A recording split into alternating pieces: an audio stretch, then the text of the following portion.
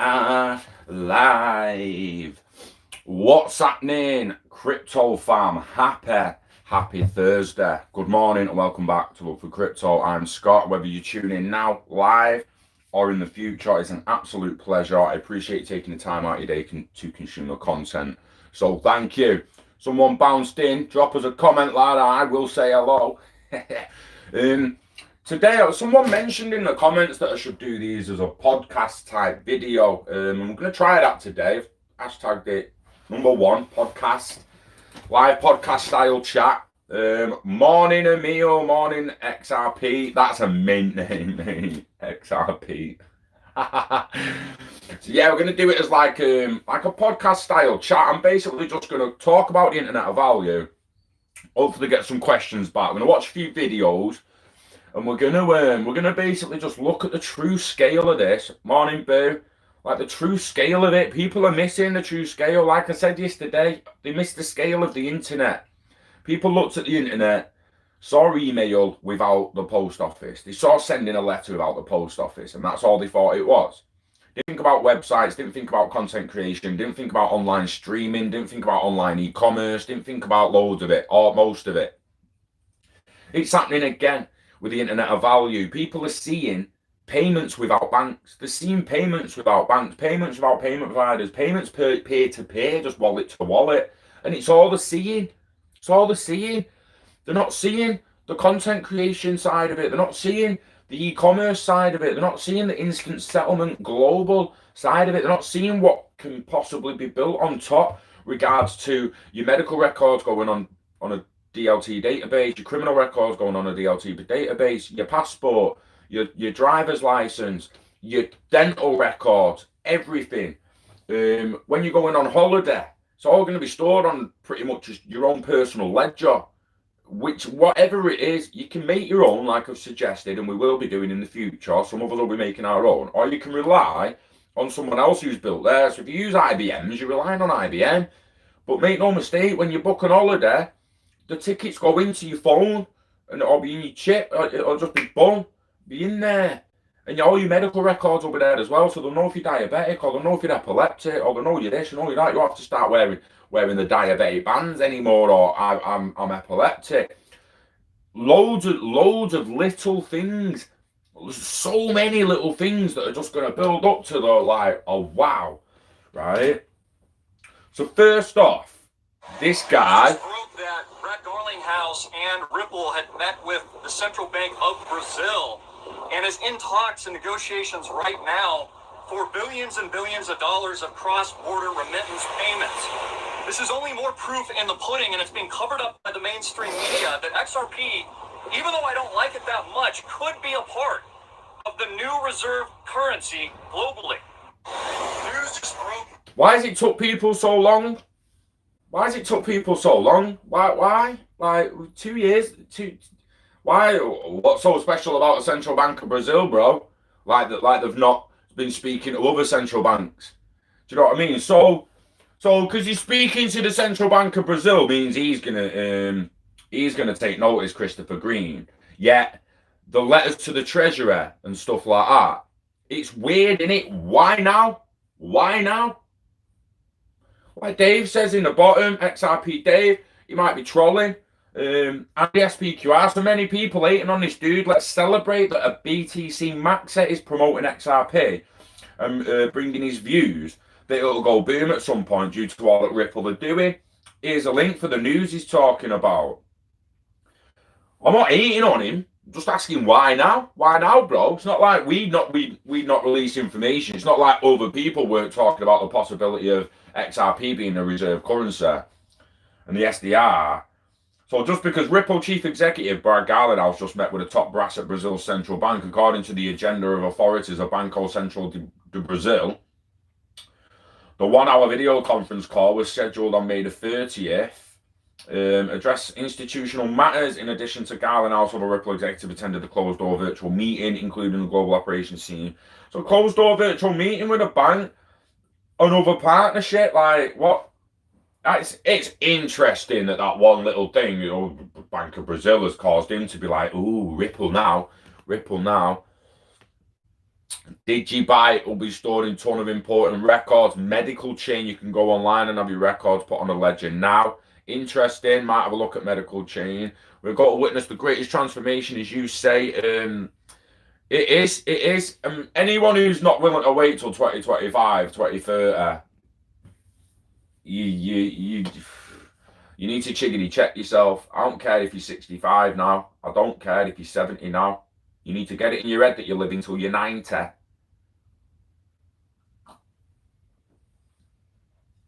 Unless an accident happens or something, getting it in your head you're living till 90. None of this, I'm 63. I need it next week. Let's hope you get it fucking as soon as possible.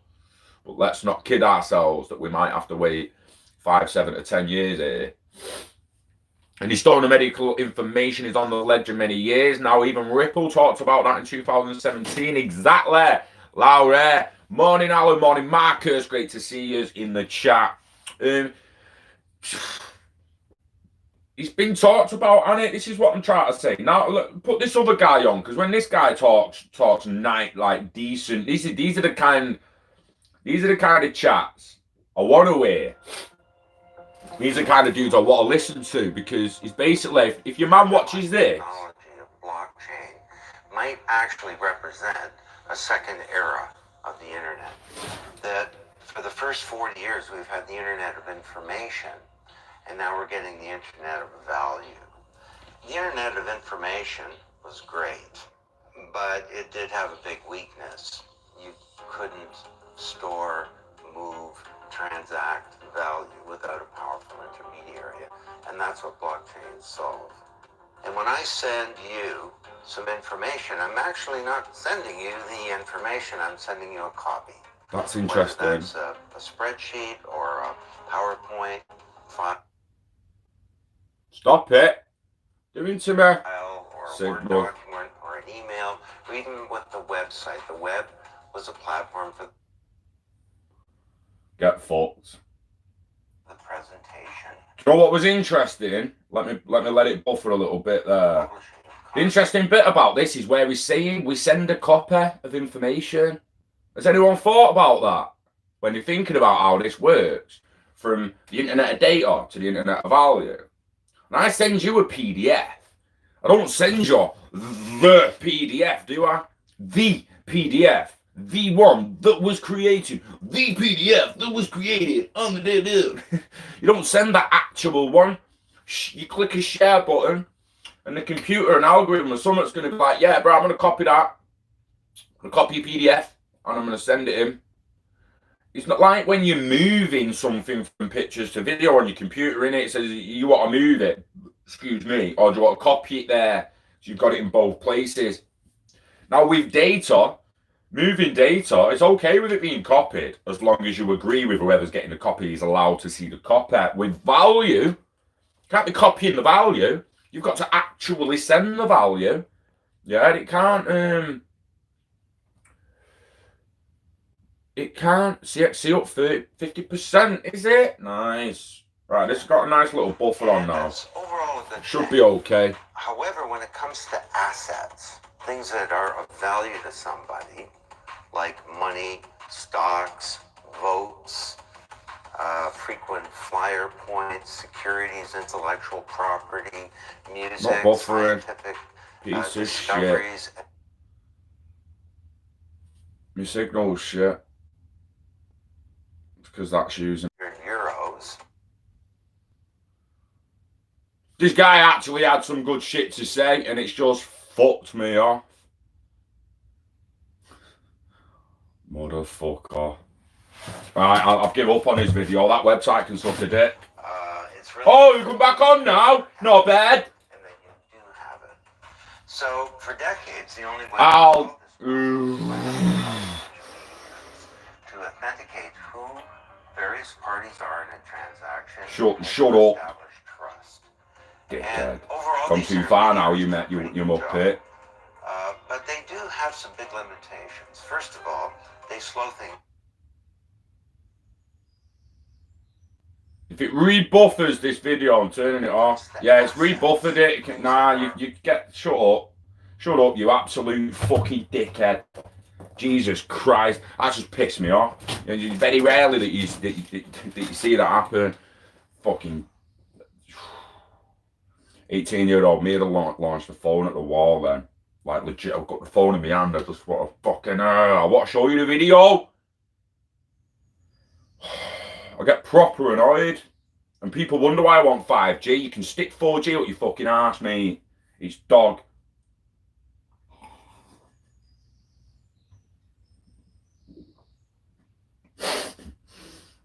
So Vincent, struggling with a signal, mate.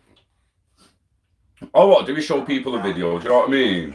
That's what I show people a video, mate. Stocks, votes. This cretin on here. Frequent flyer points.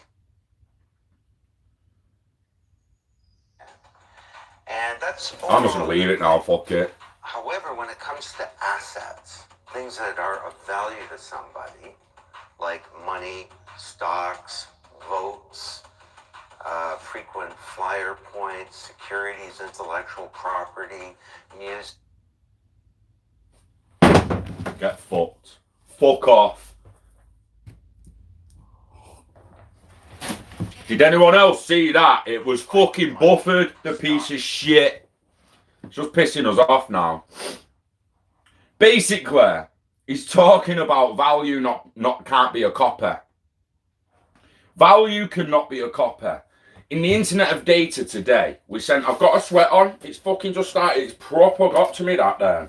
I don't usually, legitimately, right. So, break that down. Value can't be a copy. When we're using internet of data today, if I was going to send someone a PDF or a document, it's going to send them a copy of the document. It's not going to send the actual document. It sends a copy. That is the big major difference between the internet of data and the internet of value. The internet of value is actually going to move value and ownership. It's not, I suppose it's going to move like contracts as well, service requirements, products. It's going to be doing a hell of a lot in the near future. So I'm just going to read this article now because the video won't fucking play. So basically, I'm actually not. Nah, because the website can get fucked. I'm not going to share the website. Nah, it's not going to fucking play. Get fucked. YouTube wouldn't have buffered, but your website did. So obviously, your website's shit. Morning, Daniel. Pleasure, mate. Pleasure. I've got something else I wanted to talk about. It's not just that video, so don't worry.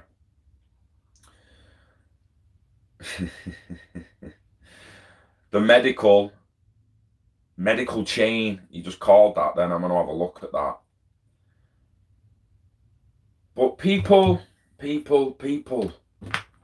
like, there's too many people now, and I'm getting tired of the get rich quick mentality in the space.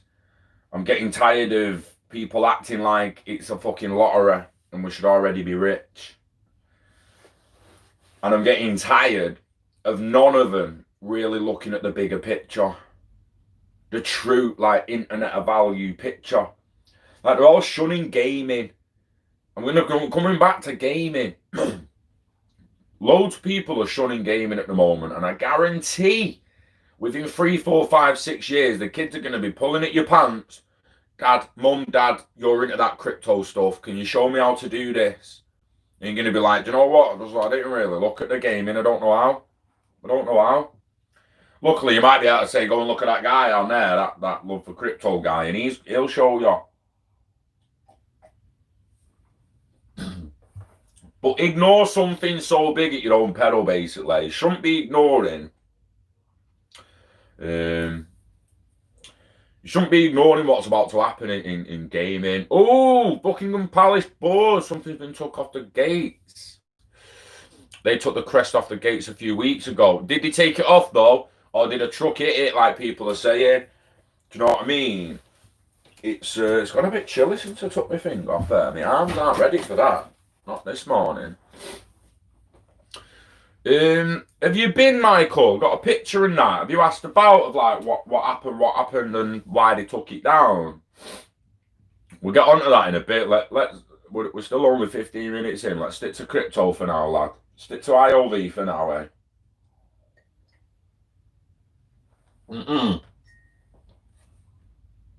Crab. Blockchain-based criminal record management system under construction. Criminal records are highly sensitive public records by incorporating criminal records in a blockchain. Authenticity and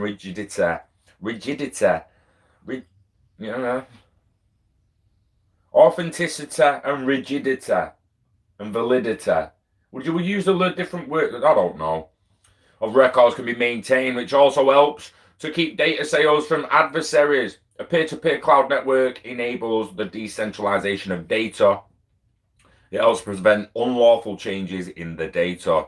This paper introduces a criminal record storage system by implementing blockchain technology to store the data, which helps to maintain integrity and security. Our system presents ways in which authority can maintain the record of criminal efficiently. Authorities will be able to add and access criminal data. General users, selected organizations and individuals, airports, visa application centers, etc., will have access to the data so they can look up criminal records. Proper and timely access to authentic criminal records is essential to enforce the law. The effect of corruption on the law enforcement forces will also decrease, as this will cut off an entire scope of corruption by removing any possibility of tampering with criminal records data throughout accountability. Do you know what? Fucking big in it. It's big in it, guys. It's big in it. Star. Crypto Mike. It's all about the reset. The Great Reset is now being announced by the World Economic Forum, Davos 2021. Really, Mike? Drop a link for the guys in the comments if you can. Drop a link in the comments if you can, please, Michael. I really appreciate that. But yeah, the reset is happening, mate. But this is the thing now, man. Where it's going, they're planting seeds. They're planting seeds at the moment for the biggest forest the world has ever seen. If you imagine the Amazon rainforest is the internet of data and it grew in 40 fucking years, right? Ain't seen nothing yet. Internet of data is about to dwarf it. It's like the Sahara Desert becoming a jungle over 20 years. The next 20 years, it is going to happen. It's going to blow up. XRP Roll Run on morning. Good to see you. That's Star. Shazbot, Zinfin. You love it, mate. You love it. But yeah, so when the criminal records go onto a blockchain and the digital ID goes onto a blockchain, the medical records are onto the blockchain and voting starts going onto the blockchain. Honestly, what job have MPs got? It's a job of an MP then. Do we need the police? Do we need the police at that point? Do we need police officers on the street at that point, or can we self-govern each other? Anon. Alan, did you watch Upgrade, mate? I didn't get round to watching Upload. I'm going to try and watch a bit today, though.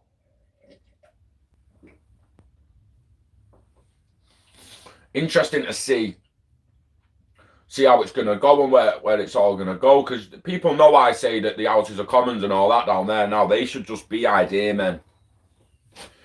So I'll use this packs of cigs as an example. So they got rid of 10 decks of cigs, a pack of 10 cigs. You can only buy 20 now. Some non-smokers might not even know that. They might not have even realised this. Oh, I never knew that. Never knew they got rid of the 10 decks. Who asked that for that law? Who wanted that law? What was the reason? What was the reason in having no 10 decks? Who did they ask if they was okay with it? No one asked me.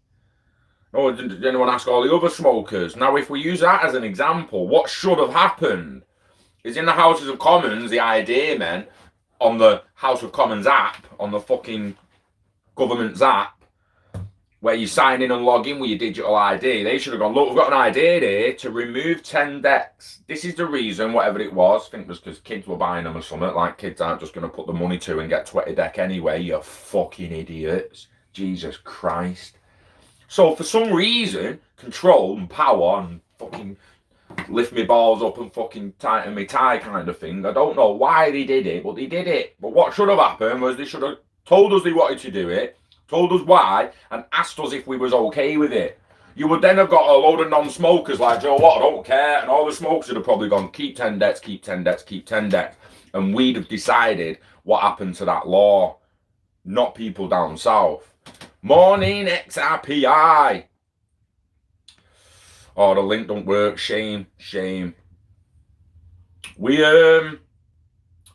I'm pretty sure people can find it if you put World Economic Forum, Davos, the Great Reset, the Reset, IMF. You should be able to find out on Google. We'll have a look in a minute.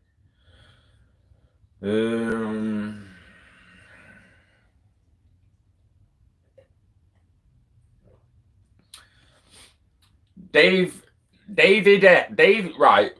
No, wait. Yeah, David, that's an interesting name. Toze. Easy, bro. Appreciate being in the chat, mate. I watched Upgrade. You had to get the cars to drive the wrong way in the highway chasing. That was Humo, just outside Melbourne. Interesting. It's sick Upgrade when it gets into it. What the roll? Oh my days! Just makes me think of like super soldiers and shit. And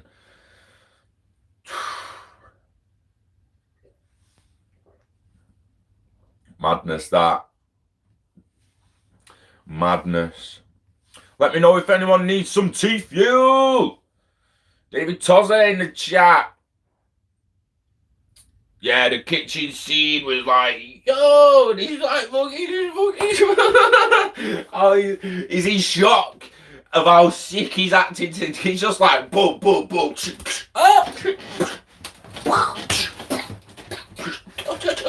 Roll chop, motherfucker. I'm sorry, I got good as a quality fucking scene. Like, legitimately sick as fuck. That's the way he gets up like a plank, mate. He just fucking comes up like a fucking plank. Fucking the guy's like, how am I even doing this, mate? If you haven't seen Upgrade, go and watch it. I've just ruined the scene. It's okay. It's a good enough scene that didn't quite ruin it all. Fucking good, mate. Shit. The end, though. Woo! Spoilers.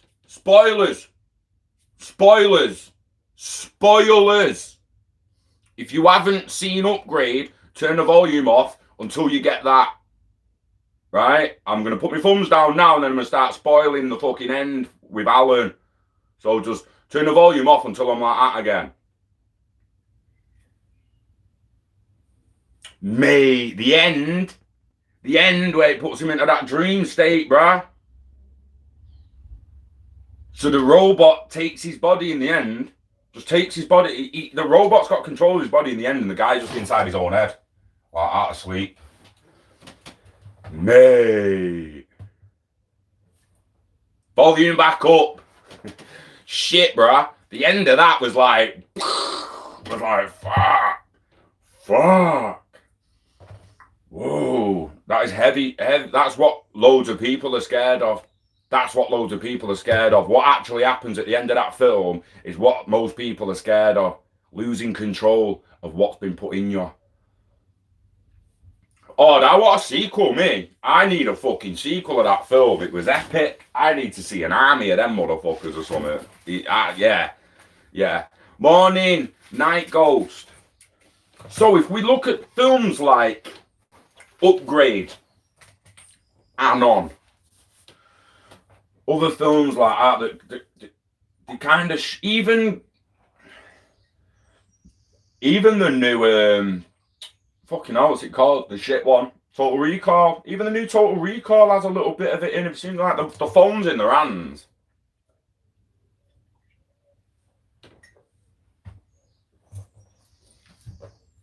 Alan, they can't leave that guy like that at the end, mate, and not do a sequel. I fucking love the movie, but the end will disappoint me if it isn't followed up. It's like Alita Battle Angel. Have you watched that film? Alita Battle Angel.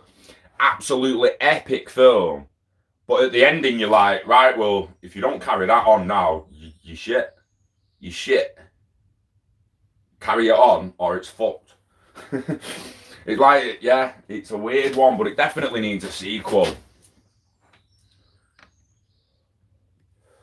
Yeah, just the remake of RoboCop, right? I like the suit.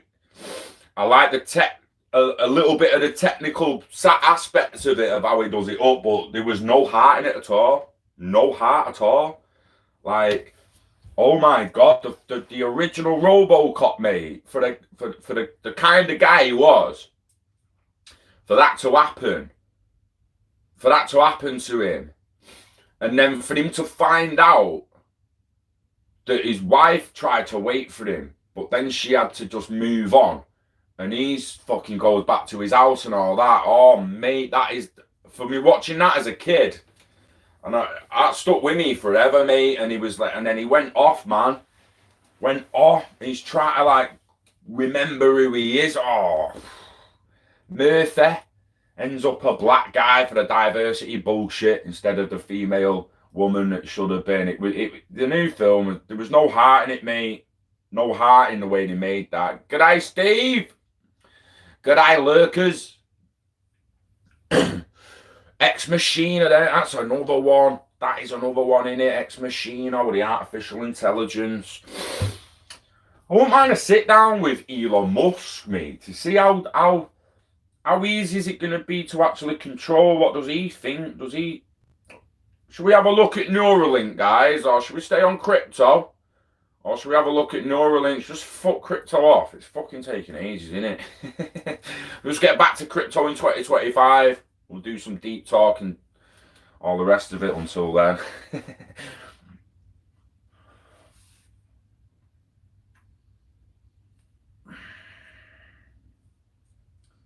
Blockchain vehicles for efficient medical record management, enabling patent control of personal electronic health records. Interesting.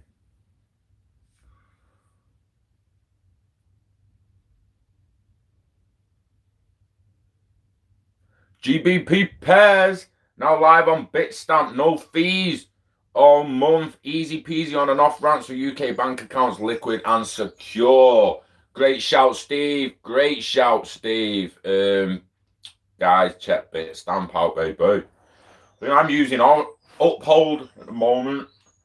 It's weird because I use Wirex as my on ramp and Uphold as my off ramp, and I only come off with me personal when I'm desperate for money. Otherwise, it stays in a fucking investment. I've been selling, so like the ledger sales and that lately. When we sell ledgers through the link, you need a ledger. Link in the description. Go and sort itself out. Hardware storage. Any money we make off them, obviously it comes to the company, it comes to the business, don't come to me personally. It goes to like, well, I'm in control of it, but if you're not business, you're not business. It goes to the company, it goes to Luffer Limited. So at the moment, say we've got like Ledger at the moment, so like Ledger sent us a load of BTC to Binance for the ledgers we'd sold recently. So then what I've done with that, instead of just leaving it in Bitcoin like I actually would have liked to, I sent it up, moved it from Binance, Bitcoin to XRP on Binance. XRP was sent to Uphold. Uphold was moved into GBP. The GBP's on its way to the bank account, and it's going to pay a couple of refunds from DLTCon. So we're getting into the DLTCon refunds as and when I can. A lot of people have already received them. A lot of people still waiting. I do apologise if you've had to wait longer than you'd like to wait. I'm getting round to him.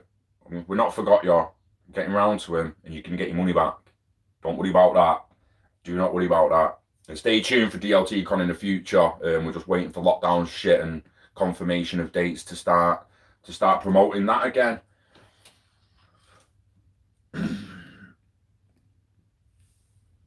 Sacked Wireless lost 70 quid over a month.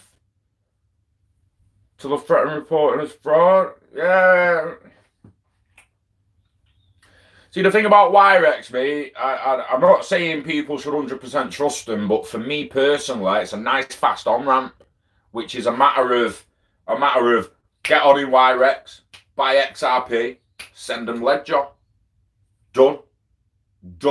Like, nothing else. And that in September, DLT Con is still on.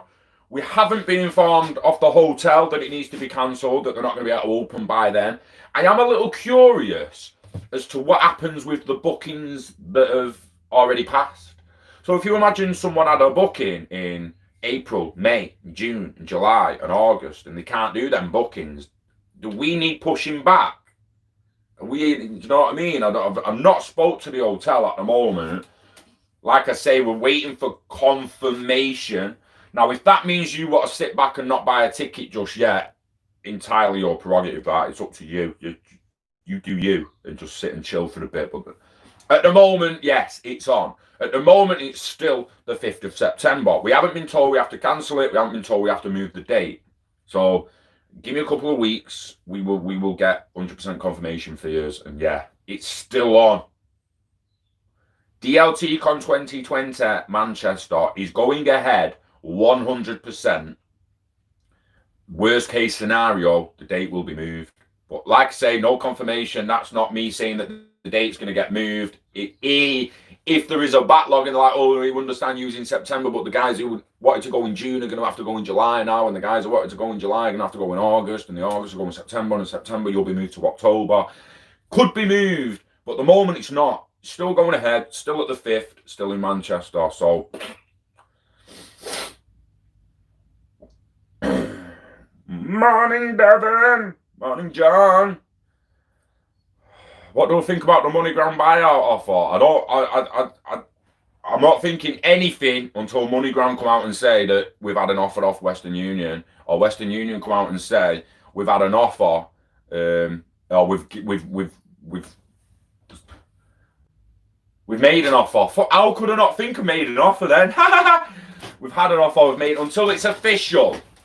It's like Warner Brothers and fucking Henry Cavill, Superman, innit? Everyone's like, well, obviously he's still Superman. I'm like, well, we need some official. And then it comes out, it's like, well, everyone knew he was Superman. It's like, yeah, but we've actually officially know he's still playing him now, so shut up. Yeah. Are they not in the description? Fucking hell, Scott. No, they're not the first ones. A ledger link.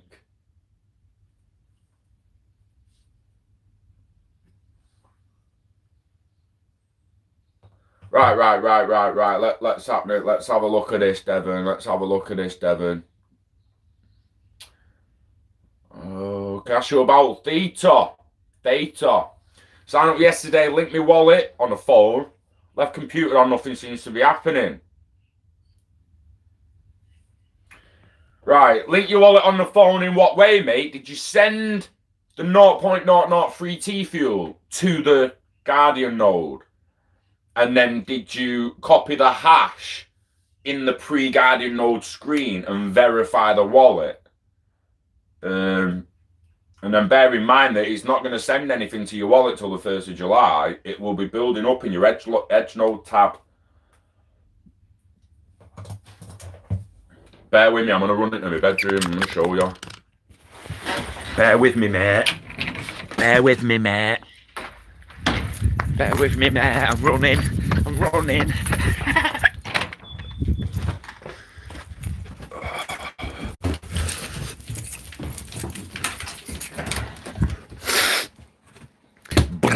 We're in the bedroom, blah. We're in the bedroom, blah. Look, I'm on scat, blah. In the bedroom, blah. We're in the bedroom, blood.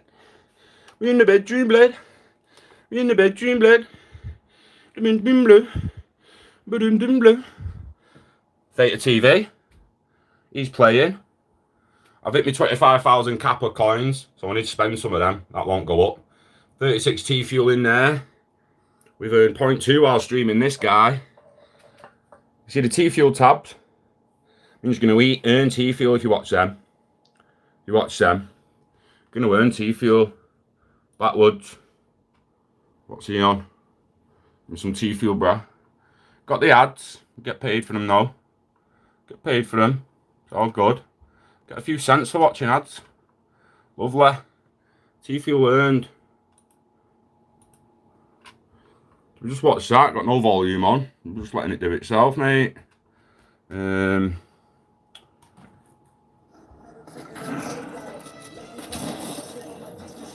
Anyway, Edge Node. One job active. It's given 123. Right? That 123 isn't going to go to the wallet until the 1st. That's what was sent on the 1st of June. And then on the Edge node, that's what's accumulated since. 123. 123, got an active job. So basically, mate, you want to be getting on this. And that will tell you to send 0.003 T-Fuel to the node.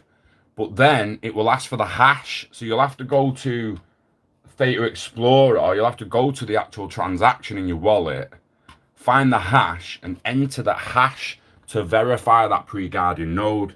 And then the Edge node is telling you what you've currently earned. So that is separate to that. Always remember, this is a Theta TV account, right? That's going to accumulate over a month. At the 1st of the next month, it sends it to my wallet and it comes up as a payout, right?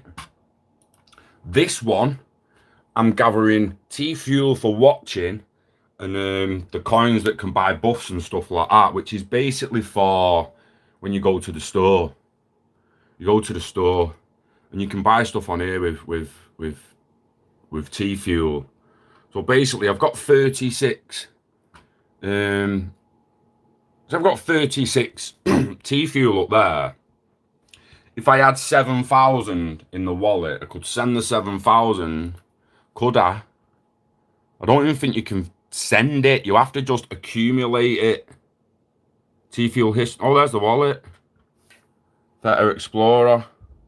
So there's the wallet. So I have actually got an address to send it more. Again, if you're wondering, when you view a transaction, there's the hash. So if that was the transaction where I'd sent 0.003 to the wallet, to the Edge node, it wants that there. That is the hash. It wants you to copy that, copy it, and then put it in the pre-guardian node where it's asking for the hash of the transaction to verify the wallet. You have to go on the thing, but basically, once we've got 6,000 T-Fuel up there, we could have bought that jacket for $6,057, $70. Could have bought a T-shirt for $2,000. You've got a nano ledger. Now I don't know if streamers and that add products to this. I'm not really 100% sure. I'm still trying to work it out, guys. I'm not gonna lie. PlayStation 4, Nintendo Switch. Do you know what I mean? It's all the range. I wonder why that's lit up and that's not.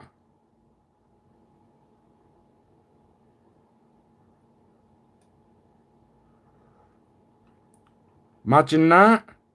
So it's taking the T-Fuel I've got off the price. So with that 36 T-Fuel, it's took that off and then a new of $29. So if I could buy on that, data store, buy, applying your T-Fuel credit, unused code, click loads to checkout. I don't actually want it. So there's gonna be a little bit of stuff you have to do before you actually get to a checkout and are actually allowed to purchase something, but it's put it in the cart for me at $30. Interesting product in the cart, getting ready to check out at interesting. Need to sign in and I'll get the Theta Fuel discount, won't I? T-Fuel discount. But I hope that helped a little bit, mate, and I've just completely been ignoring the comments, so let me go back outside. But basically, let me make sure that actually did help. Signed up yesterday, link wallet off the computer. Yep, it was 0.8 fuel. Sent the hash. No, there does not seem to be anything. Building. Yes, just realised won't transfer till July. So it's definitely building up in your edge node, Devon. You've got like, if you go to edge node, that should be accumulating every day, the balance, and then that balance upon the 1st of every month will be sent to the wallet, and then it'll appear there as a payout. So 52 T-Fuel got sent to my wallet on the 1st, and since the 1st, I've accumulated another 123, and we're only on the 4th, mate. We're only on the 4th. Man's going to be pulling a couple of thousand a month, mate. A few thousand. Look at this here. Empty fucking cat bed. Cat's ran away. It's not ran away. Got out and's hiding, but you know what I mean. I'm going back outside now. It's about dude. I hope that helped, guys. Let me know if it didn't. And we will do. We'll do some more T-Fuel videos very soon on some theta. I'm gonna try and get a stream key. Oh, that cat, go and find those eye, yo. Go and find those eye, mate. Want me fucking cat back? Sorry, guys. Oh, it's nice and warm in it. Turn the heat on. Right, so I hope that helps. I hope that's give people a little bit of an insight of like, oh shit, yeah, I didn't realise that. Oh, sweet mate, cheers.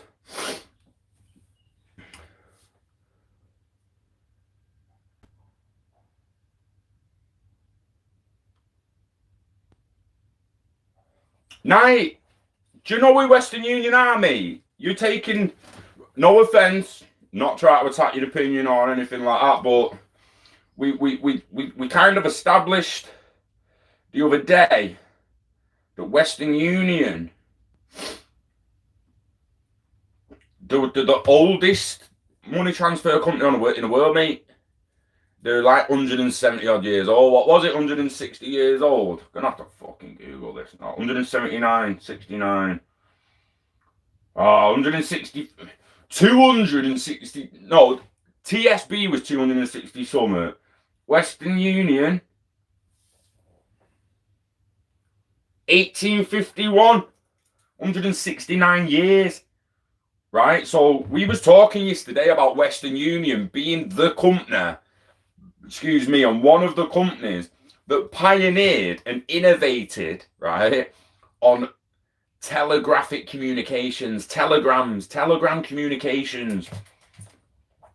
They've since been a payment provider and a remittance payment provider for the last 169 years, and they're now at the forefront again of new innovation into new payment providers. Don't sleep on Western Union thinking that MoneyGram's a beast compared to them, mate. Do not make that mistake, because that's what I was thinking. MoneyGram, 80 years old.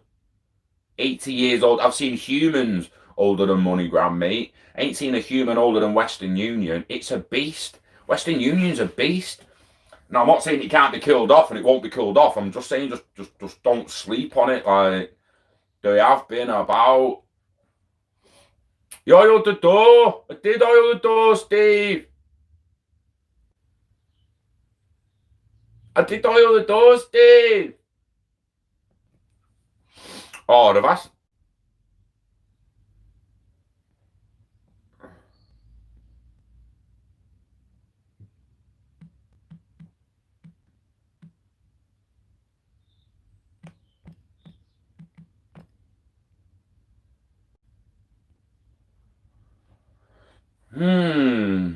Right, your screen don't look like that. What, your edge node?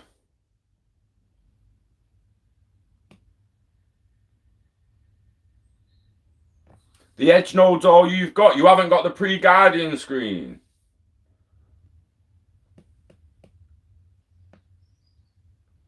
Old PC knocking out 10 T-Fuel a day, but thanks. So, right. So, cheers, Steve. So we're establishing that we have actually got, we are actually getting different amounts depending on the size of the PC. Who was in the other day with a flaming 30 odd gig and a beast of a PC? When you send a 0.08 over, you need to go back to the wallet and confirm the code. Yeah, the thing is, Devon, you couldn't have verified that. How have you got the address of the guiding node to send the transaction if you can't see the guiding node screen? I might have to go back in my house in a minute.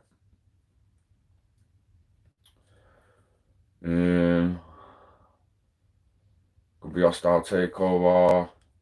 Done the hash and entered it. So the hash would have been entered on the edge, not on the pre-guiding screen. Edge cashier allowed tick, balance 0, status active, 1 job. Edge player allowed tick, stream ID okay, status on.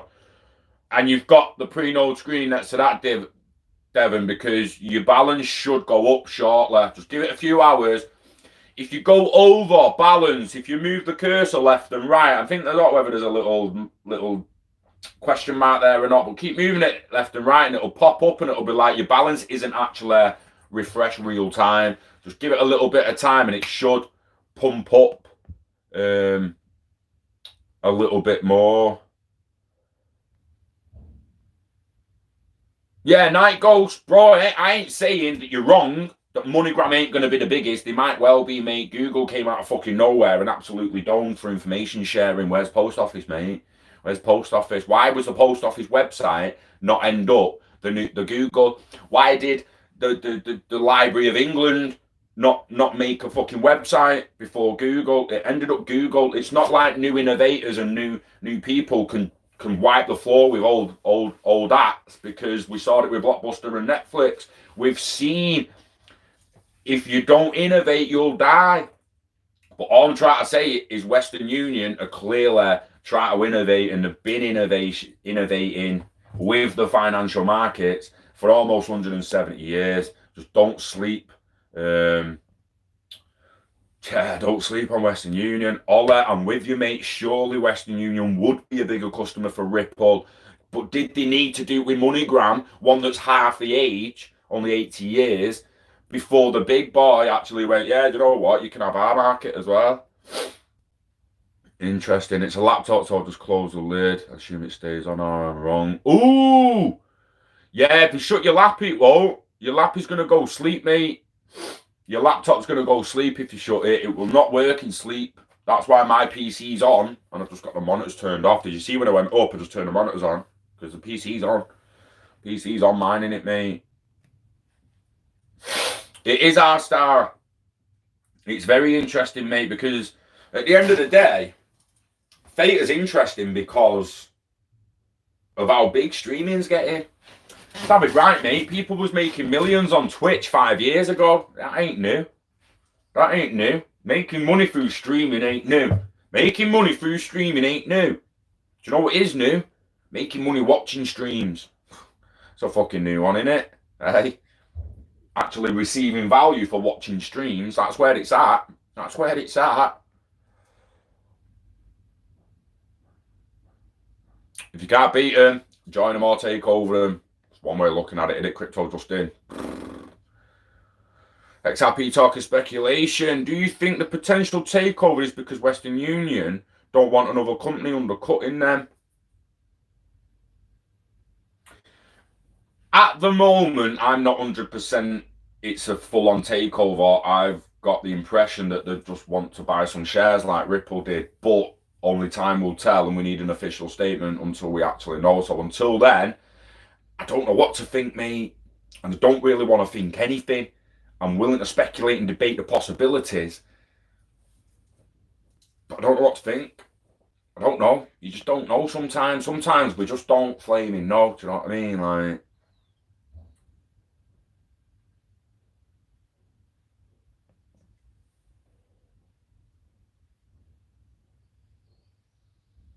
oh, Plain Z, well done, lad. Well done, mate. Anyone who feels like they're on a substance that they shouldn't be, or they depend on it too much, they have it too much, you should always try and cut it down and try and get off it. Everything in moderation and all that bullshit.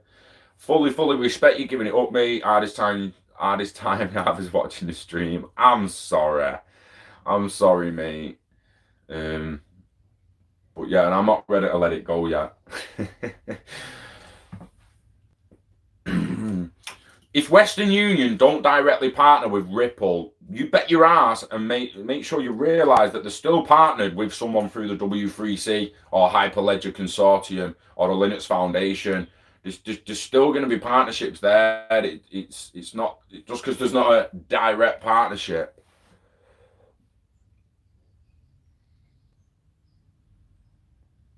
MoneyGram is Western Union.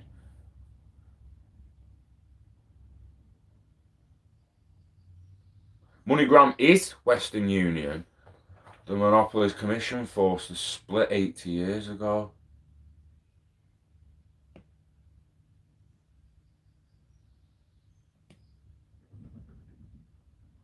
Squirrel! Squirrel! Find the cat, little shit. Did you see the squirrel run past?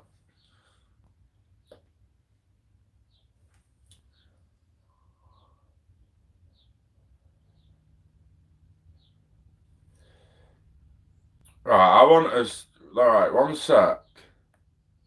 80 years ago. Got a link or anything on that there, Stephen?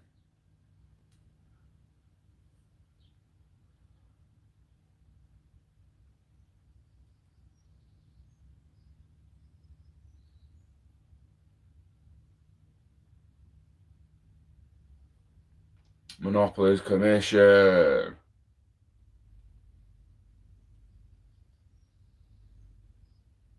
It's gonna be hard to find this. When you're saying that happened 80 years ago, obviously, for the formation of MoneyGram. Right, right. One sec.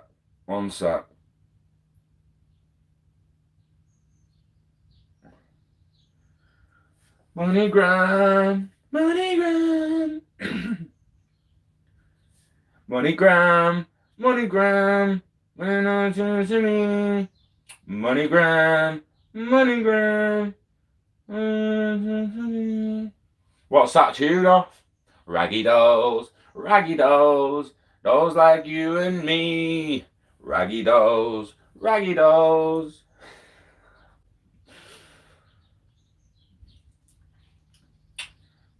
Founded in 1940, 80 years ago, headquartered in Dallas, Texas.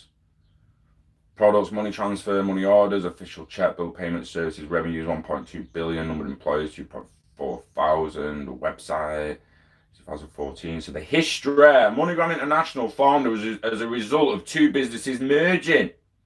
The Minneapolis-based Travels Express and Denver-based Integrated Payment Service, Inc. MoneyGram was first established as a subsidiary of Integrated Payment Systems and after became an independent company after it was acquired by Travelers in 1998. 2004, Travelers Express became what is known as today, MoneyGram International. The Minneapolis-based Travelers Express Co. was founded in 1940, and in 1965, Travelers Express was acquired by the Greyhound Corporation, known as the Viacor. Became the nation's largest provider of money orders before initiating a company reorganization plan in 1993. MoneyGram Systems. In 1992, First Data was spun off from American Express and publicly traded on the New York Stock Exchange. Let's go back a little bit because I missed a bit there. MoneyGram was formed in 1988 as a subsidiary of Integrated Payment Systems, Inc. Integrated Payment Systems was a subsidiary of First Data Corporation, which was itself a subsidiary of American Express. In 1992, the First Data Corporation was spun off from American Express and publicly traded on the New York Stock Exchange. First Data Corporation later merged with First Financial, the owners of rival Western Union. In order to approve the merger, the Federal Trade Commission forced First Data to sell Integrated Payment Systems. Wow. A lot of shit happened. So it seems like 20 years ago they was first to split and now they try to come back together. Interesting. A lot of subsidiaries forced to split back in the day. Try to come back together. Interesting, that.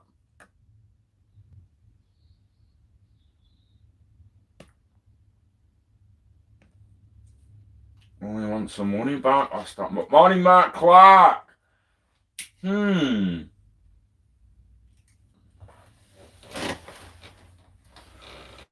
Right. What's the word of the day? The word of the day. Someone shout it out.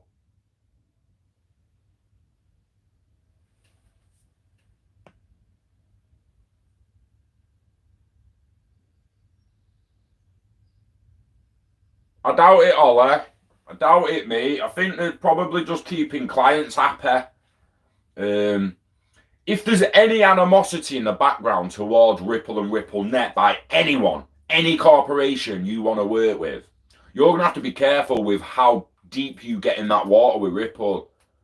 You're going to have to be careful. Whereas if you can, like, secure a piece of a subsidiary, like Ripple themselves did, 10% of MoneyGram. What if Western Union just buy 10% of MoneyGram, and then Ripple and Western Union are partnered within MoneyGram? But to everyone else, it just looks like MoneyGram. Still MoneyGram. And the general public don't know anything about a merger or the sales of shares and all that stuff.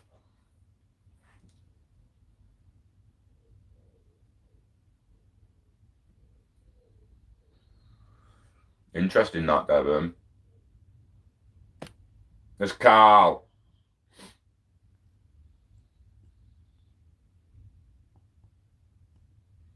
Raggy Dolls. Raggy Dolls, it was me.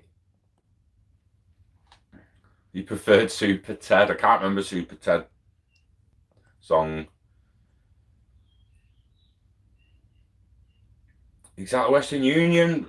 Old school money transfer, guys. IMF, World Economic Forum, all talking global reset. Well, should have been talking about it with us in fucking 2018. They have been talking about it since 2017, 2018. They was just talking about it in a lot of code, wasn't there?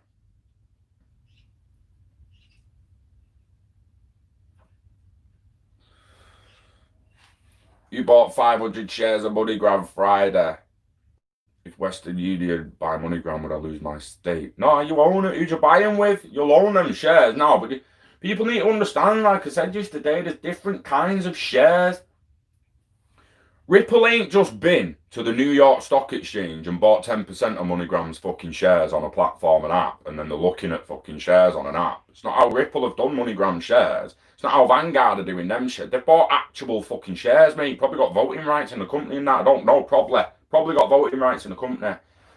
But they'll have bought ordinary B-type or A-type shares off the actual business. And if you go down onto MoneyGram's website and list of shareholders, Ripple will be one of the owners of the company.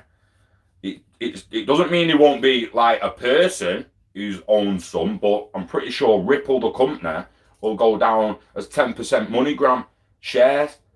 I doubt your name's going to be there, mate, even though you've got 500. If you had 500 ordinary type A shares, your fucking name should be there on the shareholders of MoneyGram. Is it? This is the difference. When you've just had a bet on a share, do you actually own the fucking share on the platform? If they give you a share in the company, or have you just bet? Have you just opened a contract on the direction of the value of that share? Just like a CFD, contract for difference, stuff like that.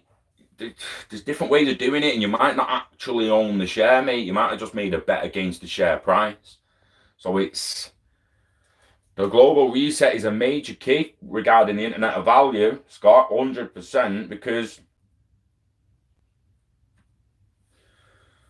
they facilitated each other, aren't they? I think like all these trade wars and all that, and the reserve currencies and shit, they need the reset. The migration needs a reset. They can't just flip it like that. All these emerging markets and stuff, it's... Yeah, Travelers Express, it's mad, innit? It's mad. Trading 212.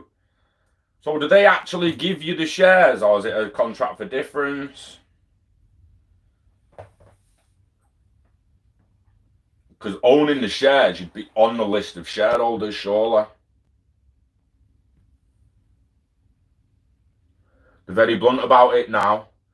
So I wonder when they're going to get blunt about interledger protocol and bridge assets and stuff like that.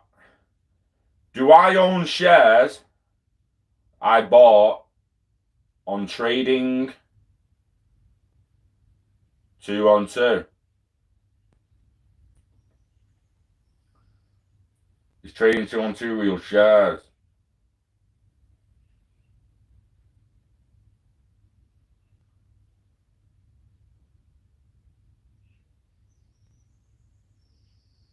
Right.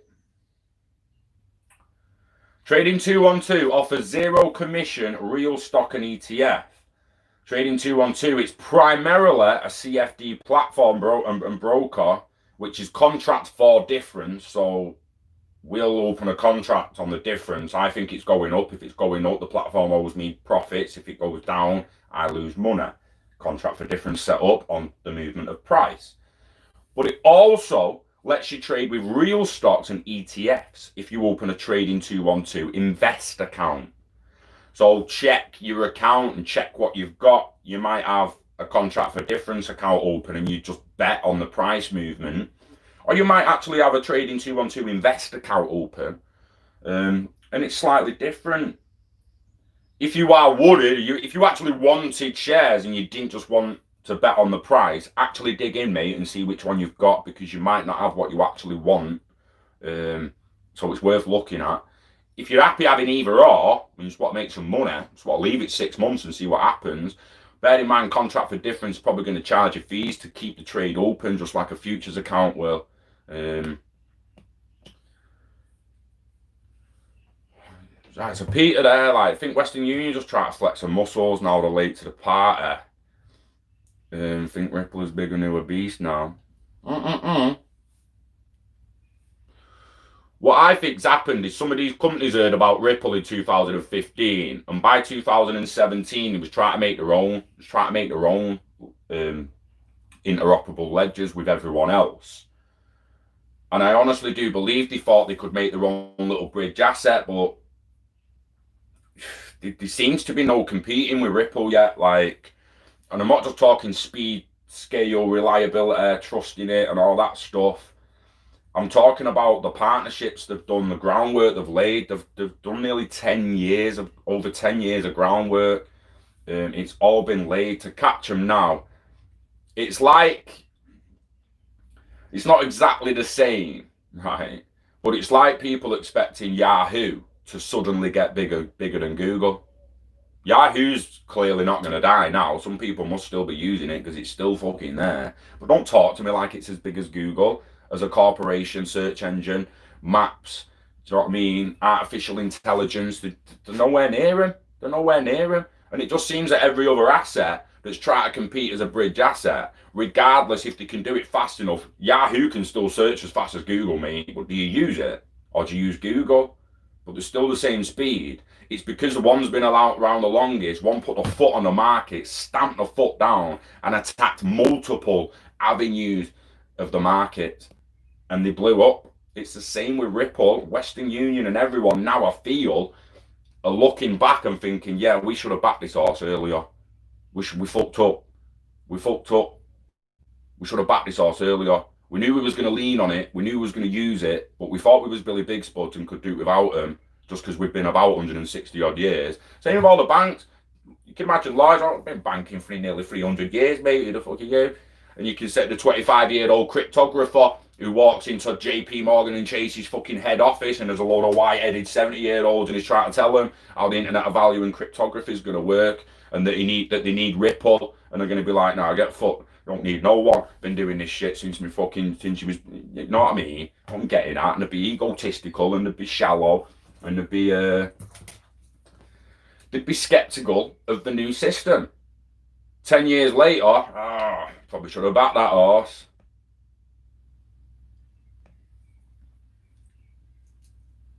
Nice, Boo. That is another good point. Who's that with, Boo? Hargreaves and Lansdowne or anyone? Who's you actually put your shares in MoneyGram with? Because I've got a tiny pension, me with someone. It's like $2,000. They won't even give it me. They won't even move it in. Like, they'll move it somewhere else or something, they said. They won't give it me.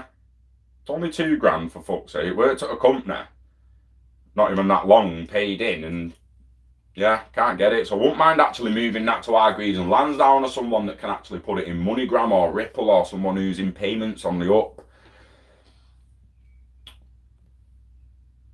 What? Anyone know the difference between Alphabet and Alphabet 2? Google shares, but don't know what to get.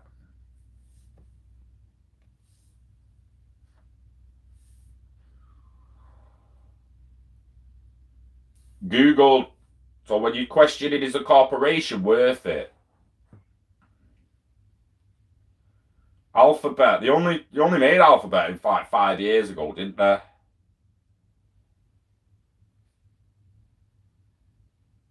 Alphabet Inc. Yeah, October the 2nd, 2015, it became the parent company of Google and several former Google subsidiaries. So every Google subsidiary actually became a subsidiary of Alphabet Inc. And they took over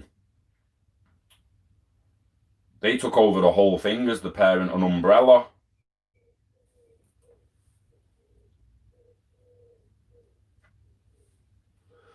Like I've tried to do, I've tried to lay the groundwork for when I'm in a position to move forward with some business ideas. I've got Love for Limited that's currently handling the little bits of money that we've got coming in.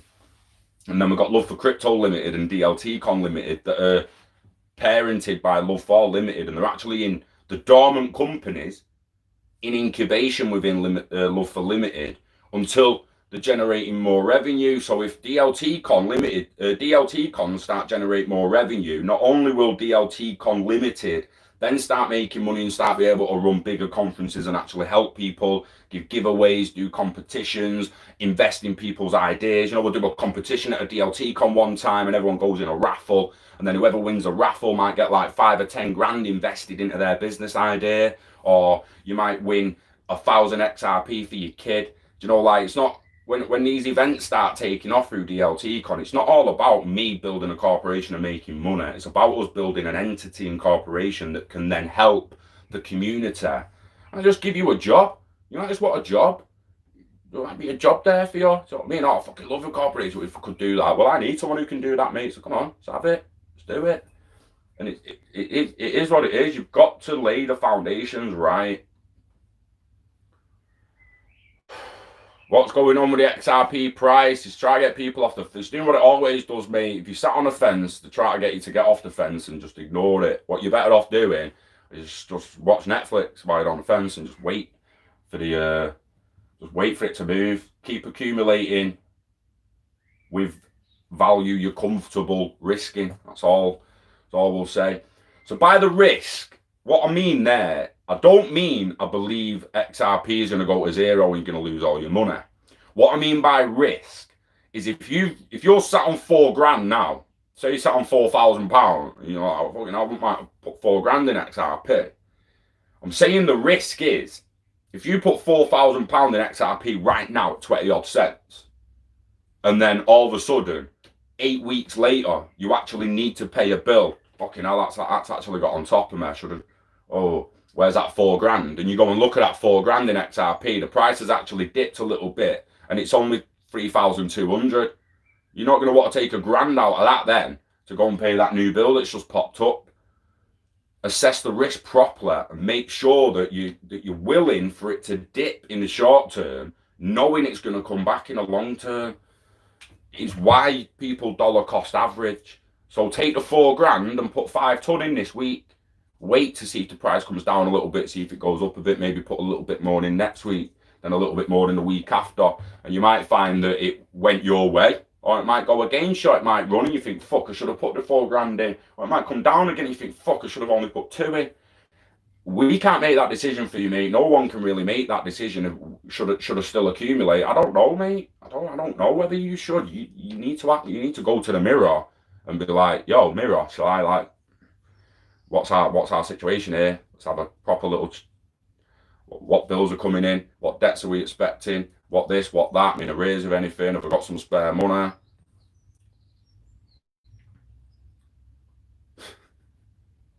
Carl. Do you know what? Right, joke aside, solar companies would be one to get into.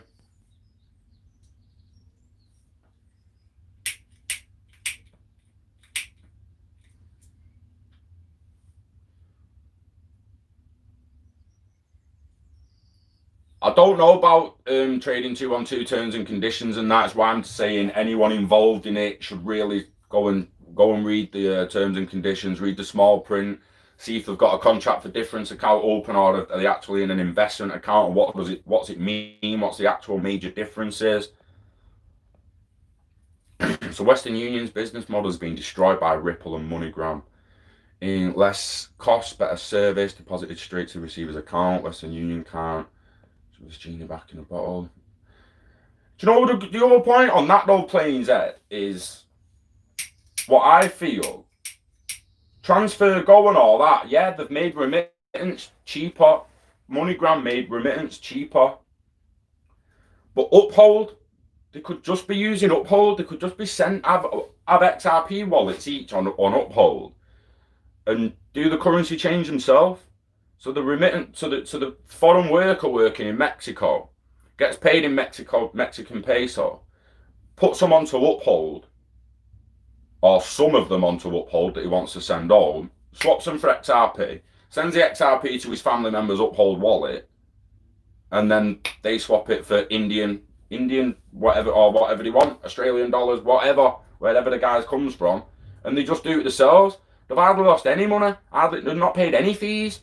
They've basically not paid any fees except for the movement of the XRP. That's all they've paid. Like, Uphold is extremely low fees. Yet people are still being, because they're in this tunnel vision zone where these companies and intermediaries and all that, they tell them how our money moves and they tell them how it works. They're just buzzing at the moment that it's gone a little bit faster and a little bit quicker.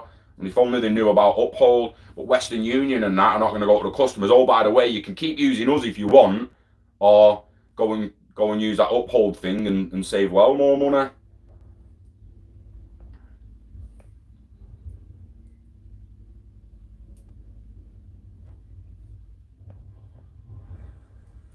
Ripple would have net one. I don't think they'd have got 51% of them. This is why I don't think Western Union's going to get 51%. I mean, there's a good chance I'm wrong, and Western Union does a complete 51% takeover and the voting rights as well, like ordinary A-type shares with voting rights and all the rest of it.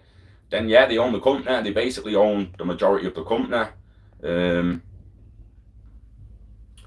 I missed a word of the day? Sorry if I have.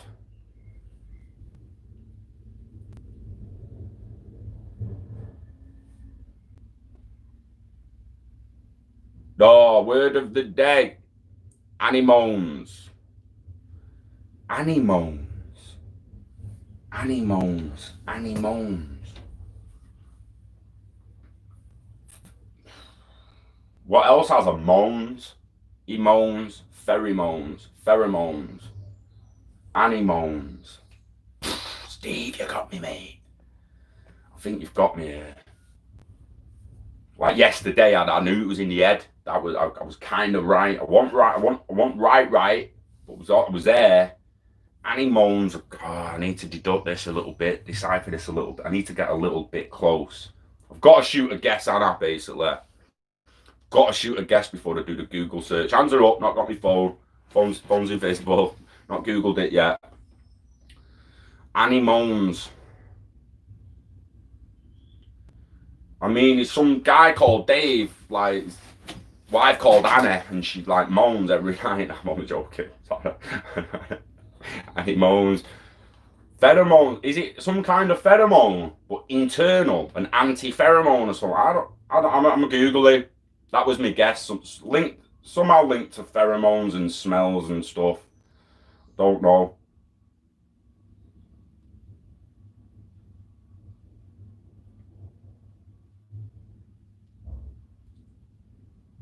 Oh, the plants. Anemone is a genus of flowering plant in the family. Oh, fucking hell. I should have put the family name, mate. Jesus, wept. Ranucu Ranakulakai, Ranakul, Ranakulakia,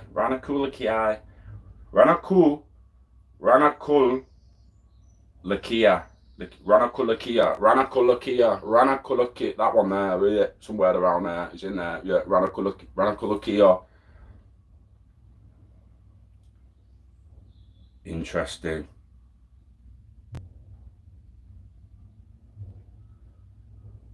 Now, anemone's meaning, a plant of the buttercup family, which typically has bright coloured flowers, divided leaves, short for sea anemone. Oh, there's some in the coral reefs as well. Interesting. Lovely looking plants. Anemone. It was a plant.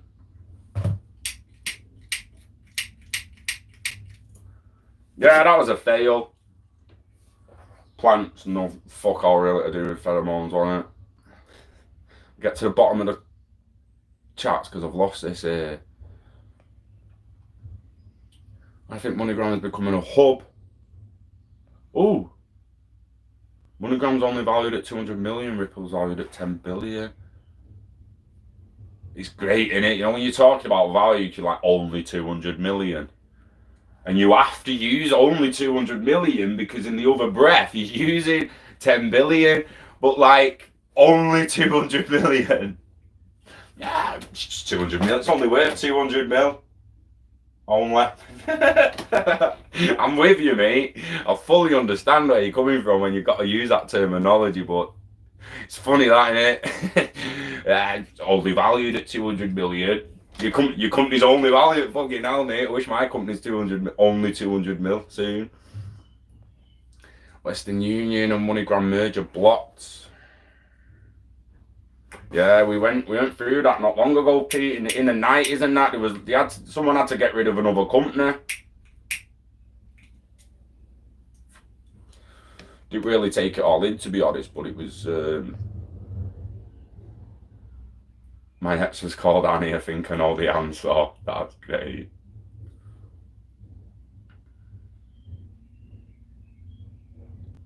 Lucky XRP investor. That's a good one, innit? How long ago was it Ripple was worth 200 million? Think about that. Is that going to come up? Ripple value? Ripple company value?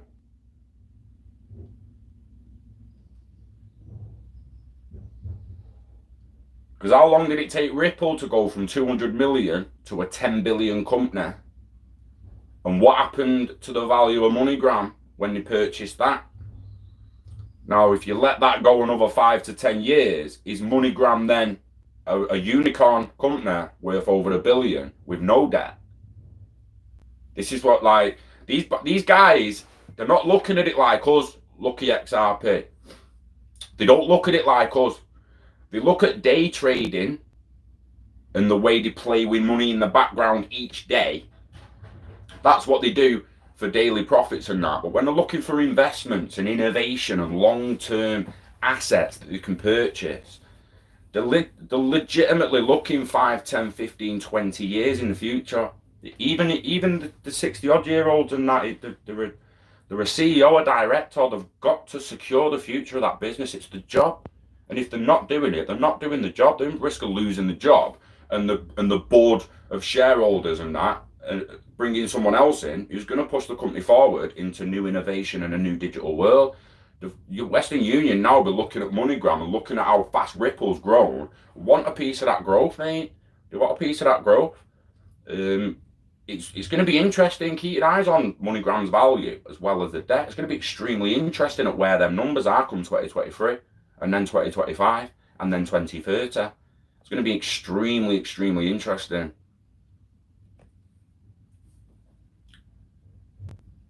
TikTok bloke, nice, Ian. Oh, Plain Z got it. Oh, Plain Z. Yeah, you was on that. You was on the planting. Nice. Nice, Alan. The more the merrier, man.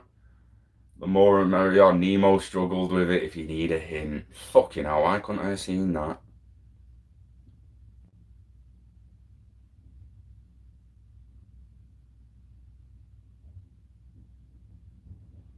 Toast wallets are good.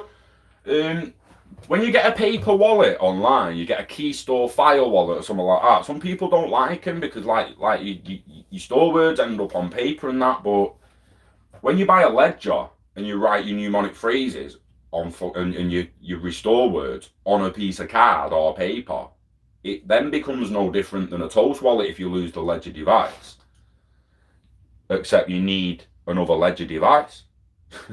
You have to actually go and buy another ledger device, get that piece of paper, and put the phrases in. This is why we recommend crypto tags, crypto steals.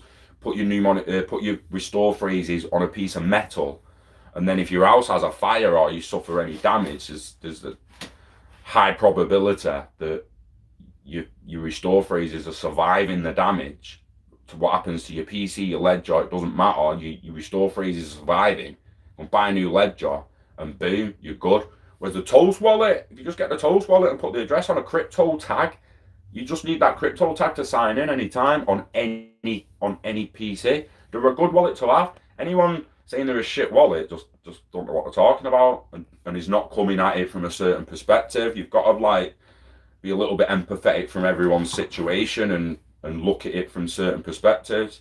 Not everyone's going to trust what you trust.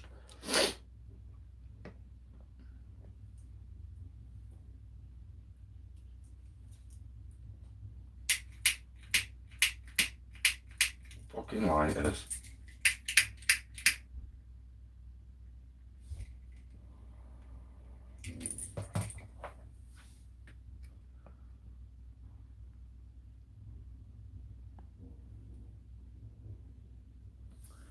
I'm interested in what apps are going to challenge Zoom. Now, we need to remember in the future, you're going to be transferring anything of value. Zoom's not going to be the only app, but it might be the only app you need to sign in with. Now, what needs to happen? It's the pay with screen. So any e-commerce shop you get to, when you go on Amazon now online and you're like, eventually, when Amazon Web Services proper kicks off and has its own currencies and all that linked to blockchain, you're probably going to have a choice of multiple coins to use on the Amazon marketplace. But all it really needs is on the pay, when it comes to pay by, and it's got PayPal there, how do you think PayPal got on that screen? How did PayPal get on that screen? They did outreach to the merchants, which is what Beatsvind and Zoom are doing now, the outreach to merchants to be like, would you want to put this API on your marketplace? So when we finally get to that screen at the end, we start getting an interoperability of value, a choice of how we pay. And we've already got it at the moment, like we say, from PayPal to credit card to debit card. So 3 basic ways of paying. And I know there's more. I'm just concentrating on the main 3 everyone will see. On most marketplaces, you'll have PayPal, debit and credit card is the same one, even though they're 2 separate things. One's a credit card, it's borrowed money. One's a debit card, it's your money. There's 2 different kinds of monies there going in that one. But what about a third one? Pay with Zoom.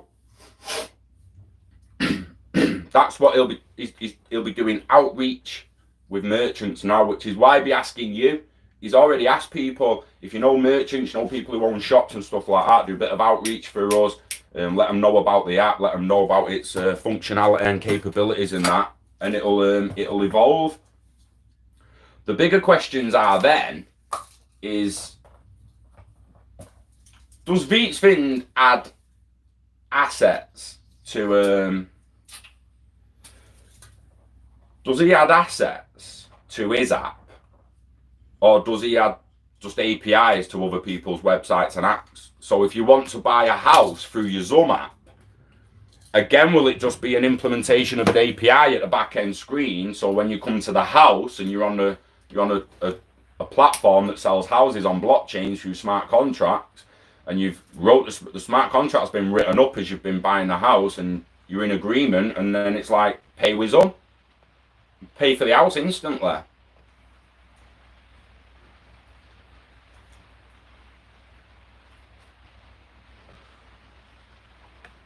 Zoom's the only thing I'm skeptical about with Zoom is the QR scanning. It will need to go to contactless for the future generation. No one's gonna want, like, how many shops do you know where you scan your card through an Android machine, right, that also has a QR scanner? Now, I'll tell you what you're looking for. You're looking for what's on the Greggs counter. So anyone who's been into Greggs, you've got the normal payment, aren't you?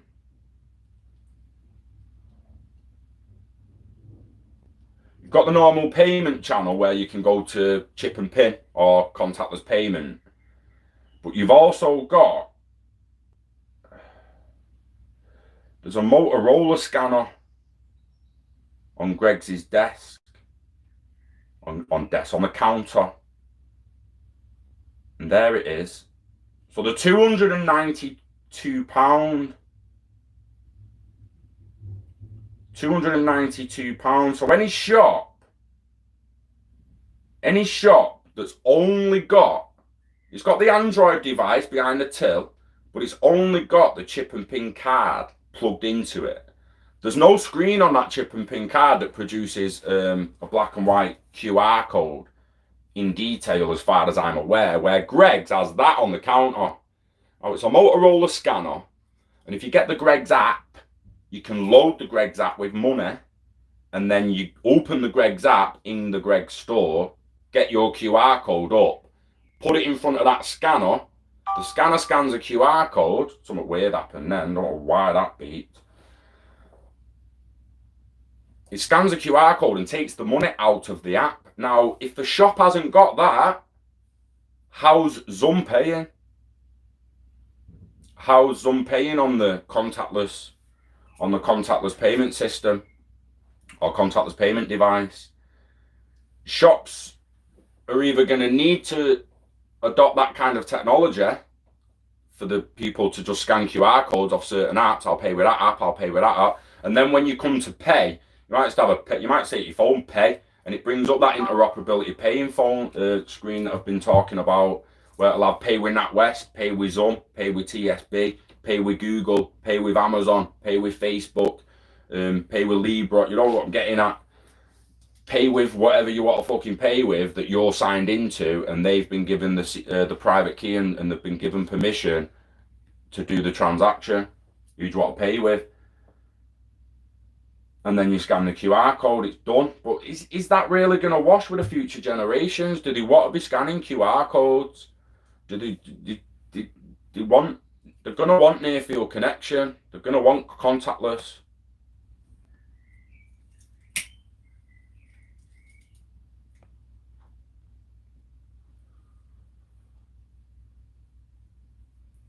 Interesting is another interesting part of it. The Trezor wallet, right, I honestly think is going to be just as good as, I don't think it's better than the Ledger, but I think it's going to be just as good as. But we haven't tried a Trezor yet. We haven't got one. I haven't got one, I haven't bought one, I haven't tried one yet, so I can't really give me thoughts on it. Queen's Butter's finest. I can't give an opinion on something I haven't used. I can't give a review and product on a product I haven't actually used. I just can't. Good exit exchange, Uphold, or Zoom to pay people if you're both on it and that. It depends whether you want to, whether when you exit, how you're exiting. If you just want to sell some crypto into cash, get an Uphold. You're actually paying with it. If you just want to sell a little bit of crypto to go to the shop or something, just use Wirex or something. Use the Wirex card. There's a few you can use. It depends what you want. You just want exit into money, use Uphold and just send it to your bank. Or Bitpanda has been recently said. Yeah, XRP reached from around 340 to 380, I think. It was on different exchanges. The Korean exchanges never mentioned, because I think it actually did it $4.05 on one of them Korean exchanges, but that was before it was took off. That was after or during the time it was took off market cap. CoinMarketCap, it was never an official price, and the average from the other exchanges range from 340 to 380. As far as I'm aware, you will have to look it up to see the definite numbers though. But if you don't remember, CoinMarketCap taking the Korean market out of the average to lower the price, you might want to search that. Coffee, Scott, community and weed. This furlong thing's getting too good. Happy Thursday. Knowledge and power, Peter. It is, mate. And we're stronger together. It defo does need NFC. It needs near field connection, Stephen. It really, really does. Right, let's break it down. Stephen, I'm not a fan of QR, but a fucking light bulb just went off, mate. Would you rather QR, open Zoom, get the QR out, scan it, done, or put your card in, chip and pin, and it takes 3 days? Are you a fan of QR now? Because I am. I think. I need to use it. I need to know how fast it's going to take me. Is it going to, if it takes 10 seconds longer at first while you get used to it to scan the QR, that 10 seconds longer that it takes to put your card in and boom, boom, boom, boom, your number, right? It's better to take that extra 10 seconds knowing that it's an instant settlement than to save 10 seconds, yet the payment and settlement then takes, the payment's instant, but the settlement takes 3 to 5 days. And again, I'm alluding to the high value payments where you can't do contactless. So until the cards have some sort of thumbprint where it actually lets you spend up to and over £100, you do have times where you have to put your card in and chip and pin it, don't you? So at that moment, for the high value transactions, QR, bruh. Isn't it? To change your perspective right there in the last few minutes. Just it going off like that and think, right, well, yeah, we're getting too used to all these low value payments on contactless, and it's seeming like that contactless is amazing, but it takes 3 to 5 days still. So until it comes down to instant through contactless and over £30, is it really keeping up and competing with the instant settlement of the QR scan? Oh, that's extremely interesting way to look at it.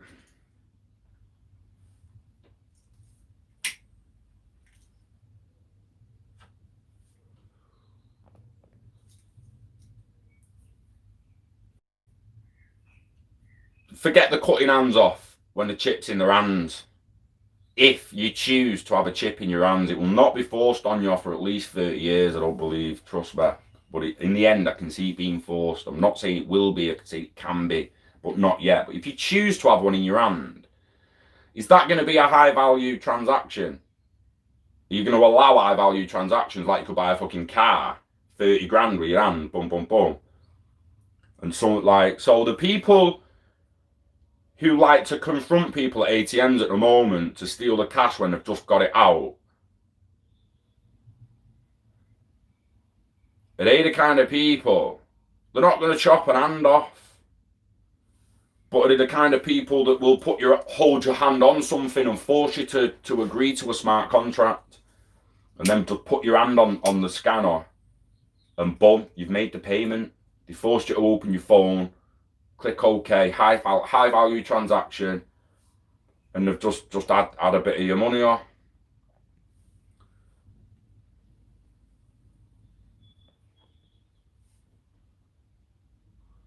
A card with RF and QR code both in one on phone or as a card.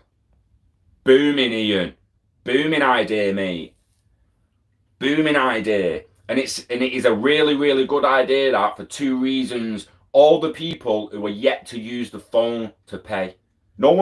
People who haven't yet used the phone to pay, but they're using contactless cards and they're using chip and pin on a high value transaction. That, my friend, is an absolutely great idea to tackle them people and challenge them people. And this is what I mean by using the knowledge you've got. If you know anyone, and I mean if you know fucking anyone who can help you get that project off the ground. Get running with it, mate. Get running with it.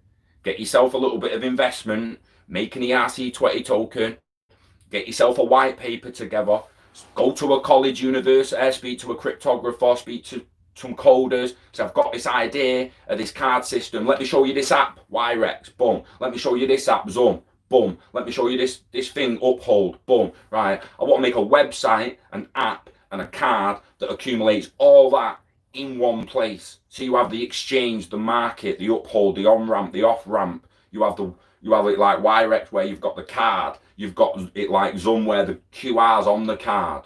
And you take every single one. And you even have it like Revolut where you can have a wallet or a vault. And if you buy XRP in the vault, it's like Revolut where it never leaves the network. You can send it to other people and pay other people who are on your platform. But if you want to move it off your platform, it needs moving to the wallet out of the vault. And it takes a certain amount of time to take it out of the vault. Do you know what I mean? So if you was to say, I want some money out of the vault tomorrow, say, right, 24 hours, it'll be released. Do you know what I mean? That, Ian, you using the knowledge that you're gaining and the ideas and the visions that you've got, mate, seriously. And this is what the DLT Con events are for. The DLT Con events are not just for us all to just come and get pissed and have a fucking party and a meet up. It's not for that. Not that we're not going to do that at the end of the day. Not that we're not that parties ain't going to happen at the end of them. But it's about us getting together and making ideas like that a reality. Speak to Vietzvin, send him a thing saying, have you ever thought about this on your thing? If you're not in a position to do it on your own, but that, Ian, mate, fucking great idea. Yeah, Queensboro's finest. I really have to be. I'm only ever going to be as honest as I possibly can, mate. I'm never going to review or give you an opinion on something I physically can't have one on. Now, as I say, by the looks of it, great device. Many people use it. It seems to be the one that's right after or with Ledger. If you didn't buy a Ledger, I'd have bought a Trezor. That's all I can really tell you. If I didn't buy a Ledger as the first device, I would have bought a Trezor. If Trezor would have had the newer version out before I bought a Ledger, I'd have probably bought a Trezor. Not that I wouldn't have bounced to Ledger. Again, if Trezor got in touch, Matteo from Ledger got in touch with us, became a product manager, became an affiliate manager. He sends us details and all that. He's a decent lad. So we got into Ledger and we started finding out a lot about Ledger, about the anti-hacking side of it and stuff. It just seemed a really strong device, and we went there. But I'm not saying Trezor's not good. It does look really good.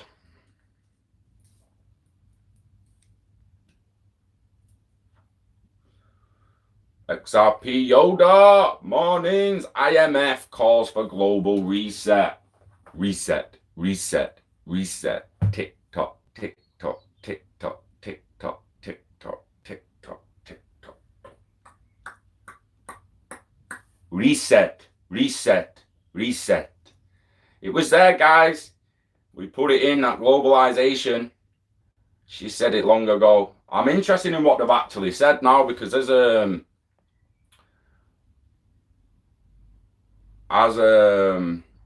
is it Nelson and some others have pointed out that they indeed did say that. I need to find me cat so I can pull my head out my arse, you know. I'm all over the place. I need to stay focused and not speak about it because I break the fuck down, man.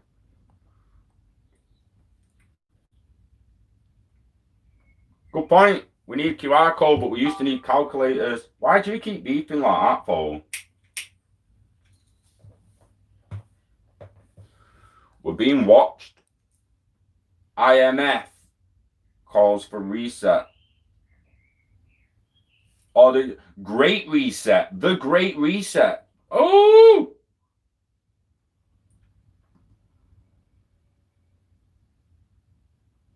So this is the first major announcement from the new director, innit? Miss Lagarde's replacement.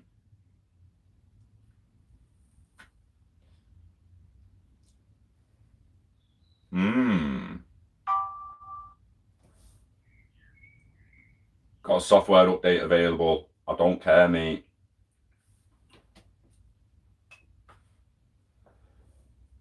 So remarks to the World Economic Forum. I'm going to break this down, guys. I'm going to go through it now.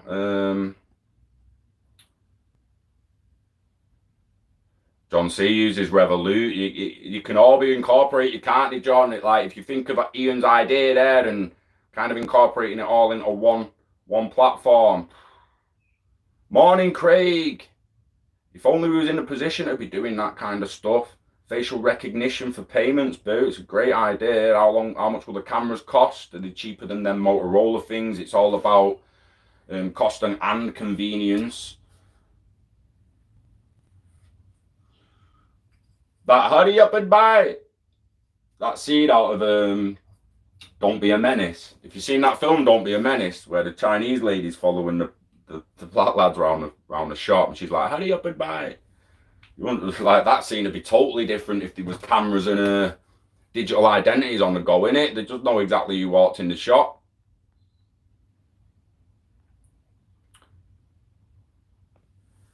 If you get one in your Pecco, it's classified as a wood chip. Only at certain times, Carl. Only at certain times, mate. Otherwise, it's just a soggy chip, mate. And you don't want it full of gravy. Get off that. Let's leave that. Let's leave that alone.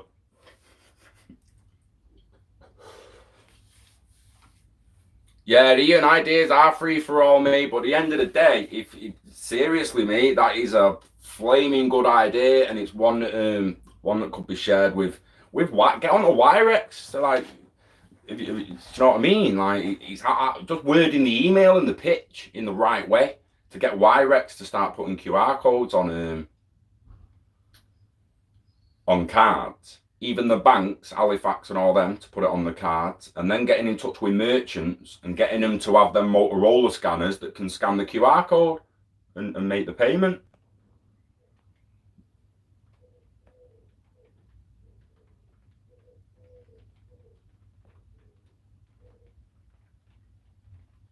Yeah, Lagarde was managing director of the IMF. She moved. So I'm guessing Kristalina Georgieva. That's a nice name, that, isn't it? Kristalina Georgieva. Kristalina Georgieva. Kristalina Georgieva. Georgieva. Kristalina di Georgieva. That is a fucking beautiful name, that. That can be said with sick pronunciation. Soggy chip. Stop it. Especially soggy chips full of gravy, mate. Thanks to His Royal Highness, the Prince of Wales, to Professor Swab for bringing us together. Now is the time to think of what... Is there a video of this that I can play? Well pronounced, cheers. It's a good name, man. It's a beautiful name. Like, beautiful names are easy to pronounce and kind of give you the accent that they want to be pronounced in, don't they? They really, really do. That is a nice... She's got a beautiful name. I'm at Kristalina. I fucking like that name. So now's the time to think of what history would say about this crisis. And now is the time for all of us to define our own role. Will historians look back and say this was the moment of great reversal? Today, we see better worrying signs. Interesting. She say it on a video, because I'll play the video if not, for other people who haven't seen. Economic Monetary Fund on YouTube, Scott. Thank you, Craig. Appreciate it.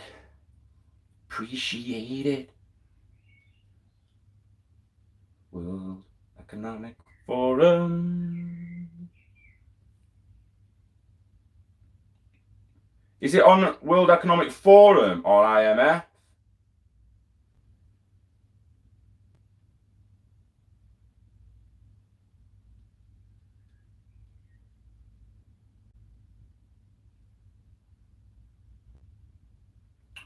So the Bearable Bull, has he linked it, the Bearable Bulls? Have you linked it, mate? No, you haven't.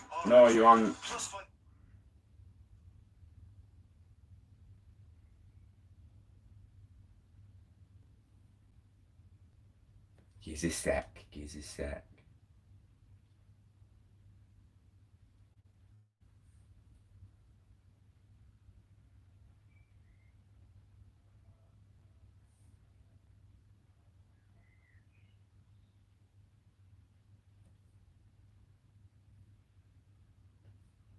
Yeah, if you can link it on Twitter, I will appreciate it because Google's playing up with me.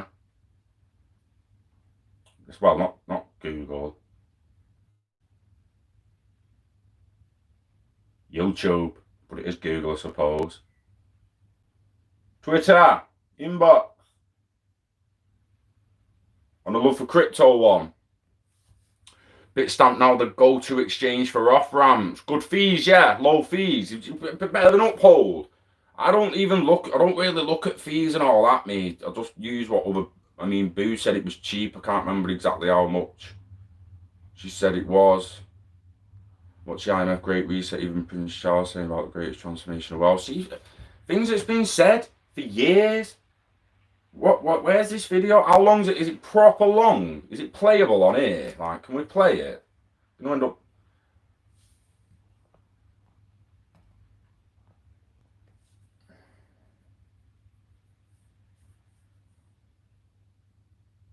Oh, tag me in it. Naughty. Ah, there we go, found it. Oh no, pressed the wrong one. Fuck off, Twitter. Seem like I'm tech illiterate sometimes. I'm not. It's just certain platforms I don't like. Oh, 1 hour 25. Have we got any timestamps? Sorry, guys. Unless you want or not, like.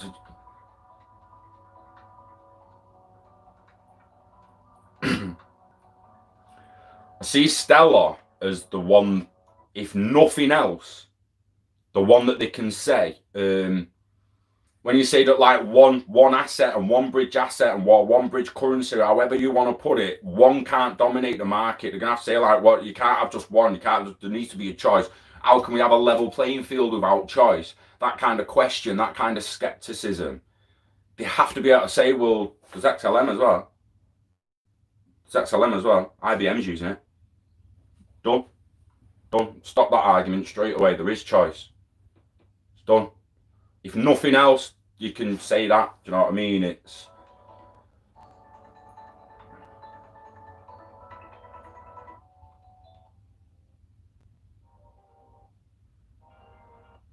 I hate Will. Like they go a lot. Like they just wait on that live screen for time. Before 4 minutes in, man.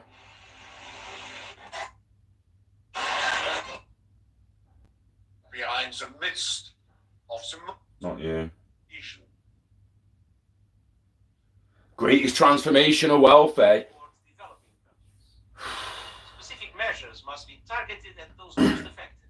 Women, older people. What we need them talking about workers, the informal sector, is legitimately mentioning intellectual protocol harnessing science and technology, and a global RTGS system. To net zero emissions, all elements of the Great Reset are fundamental to building the future we need. We have already called for an economic stimulus package equivalent to a double-digit percentage, more than 10% of the global economy. Last week, the United Nations, together with the governments of Jamaica and Canada, convened the largest gathering of world leaders since the start of the pandemic to lay solid foundations for a sustainable recovery based on the 2030 Agenda for Sustainable Development and the Paris Agreement. We must build more equal, inclusive, and sustainable economies and societies that are more resilient in the face of pandemics, climate change, and the many other global challenges we face. As momentum builds for a fairer and more inclusive recovery, the Great Reset can help 4,000 views and integrate rethinking into financial systems and global markets. Together, we can make faster progress as we work to end the COVID-19 pandemic and build a more stable, mods, prosperous world for all. Mods of the channel. Secretary General, for that contribution. Now I want to hand over to the President of PACT, Caroline Anstey, to host. Oh, whoa, Mr. Charles, Prince Charles. Let me, without further ado, hand over to you. See what the prince says. Caroline, thank you very much indeed for your kind words. I think I have a feeling it's about 38 years now, probably, or something like that I've been trying. But these are unprecedented times. Every person on the planet has been impacted by the coronavirus pandemic. Our world came to a standstill, and it became clear that we did not have the answer or the mechanisms to address such an unprecedented global threat. The threats posed by this dreadful pandemic came upon us suddenly with very little warning. The threat of climate change has been more gradual, but its devastating reality for many people and their livelihoods around the world, and its ever greater potential to disrupt, surpasses even that of COVID-19. In addition to COVID-19, over the last few decades, we have seen bird flu, swine flu, Ebola, MERS, SARS, which are all zoonotic diseases originating in animals. More than half of all pathogens affecting humans come from animals. Changing the relationship between wild, domestic, and human animals makes pandemics more likely, which is why we need to restore balance with the natural world through decisive action on climate change and restoring biodiversity. If we look at the planet as if it were a patient, we can see that our activities have been damaging her immune system, and she has been struggling to function and thrive due to the strain we have put on her vital organs. Many of the solutions to hand. Started thinking then, Craig. Come on, bruh. Get off the fucking climate. Don't give a shit. Do you know what is interesting there? What he said about the coronavirus and how we was ill prepared for that kind of scenario and all that, and there wasn't much warning. Well, Jay from SPQR, gave a pretty decent warning late last year, early this year, when he started sharing that. Well, it was late last year, I'm pretty sure it was. He was sharing the Bill Gates video about how exactly a flaming virus like that could spread. I didn't see anyone share that on Twitter before Jay. Maybe you want to go and follow Jay, Charles. You muppet. Stay up to date, lad. He's looking old, isn't he, Ollie? Like they've been out of the limelight for a while. They've been out of public. It's not been seen for a while, and all of a sudden he's like, bam, Mr. White. White hair. Cheeks look a bit whiny. I may never have can lead to job-rich recovery. Think strongly to operate from home. Yeah, this is going to be almost impossible to get it all up without timestamps. It's well too long. Let's try and get it buff. There we go. There's Charles. Tremendous responsibility which we have. Where's Charles again? There's Charles. Here we go. Charlie! Go on, lad. All these different fields, was set. Hugely grateful. going forward. But let me just now, before we go to the second section, bring in your Want to be a spanner? What gives a sec, Ola? Reflections on what you've just Come heard. on, man. And you outlined Charles on. this 5-part plan that I think is so aligned with where people want to go. But what do you take away from the discussion you just heard from Kristalina and Klaus? Well, if I may say so, I'm hugely grateful to the Secretary General, the United Nations Secretary General, and to Kristalina Georgieva for joining us on this occasion. It really is so good of them to give up their precious time. And I must say, I was so heartened to hear what Kristalina was saying, having known her for quite a long time now. And I know how remarkable she is and how much experience she has in all these different fields. So what she was saying made an enormous amount of sense to me. And the fact that she, with the IMF and the Secretary of the United Nations, are taking these particular lines now and understand the need for the kind of action and the fact that we have no alternative, as Klaus was saying, because that is the case. We have no alternative, because otherwise, unless we take the action necessary and we build again in a greener, more sustainable and more inclusive way, then we will end up having more and more pandemics and more disasters from ever accelerating global warming and climate change. So this is the one moment, as you've all been saying, when we have to make as much progress as we can. And again, if I may say so, this is after having spent, I don't know, whatever it is now, 38 years of my life trying to encourage corporate social and environmental responsibility. And it tended to be rather an uphill struggle for many years. We managed to recruit some people, but by no means the majority of the private sector. Now, the private sector is, I think, at the heart of the key of how we actually do this in a better and more sustainable way that recognizes the long-term requirements, recognizes, as Klaus was saying, the fact that we owe it to not only the next generation, but as the First Nations people all around the world know, to the seventh unborn generation. And this is where I think the leadership of the private sector can make a terrific difference, particularly in helping to inspire the public sector to support at the same time. So I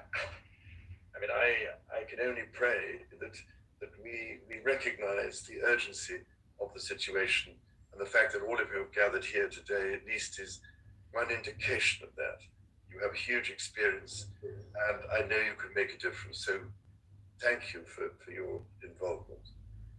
Thank you, Your Royal Highness, and I know want to thank you on another level, 21. Need to watch the full thing, though. 5-point plan and their focus on the moment, seizing the moment. So with that, Adrian, let me hand back to you now. Caroline, thank you very much indeed, and thanks to all of our contributors, and we're very pleased to have them staying with us through this conversation, returning maps at the end just to reflect on what we're going to hear about.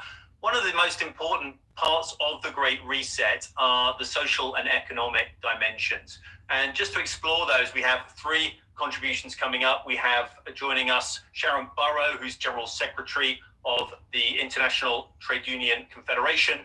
We have Jim Safers. The Great Reset. Well, thank you, Adrian, and thank you, Klaus, and indeed Your Royal Highness. I thought... Pause him.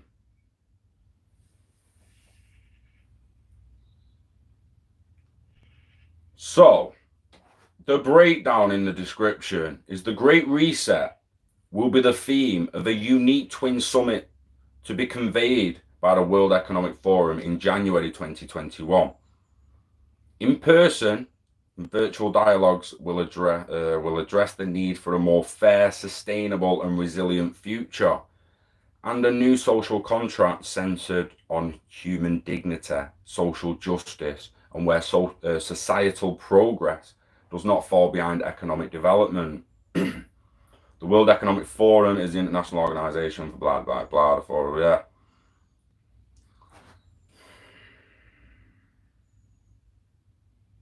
The Great Reset will be the theme of a unique twin summit in January 2021. That's a matter of months after the IMF's SDR basket review. That's extremely interesting.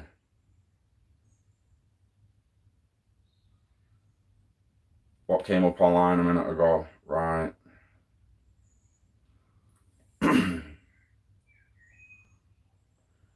170 countries are going to finish this year with a smaller economy than at the start of the year.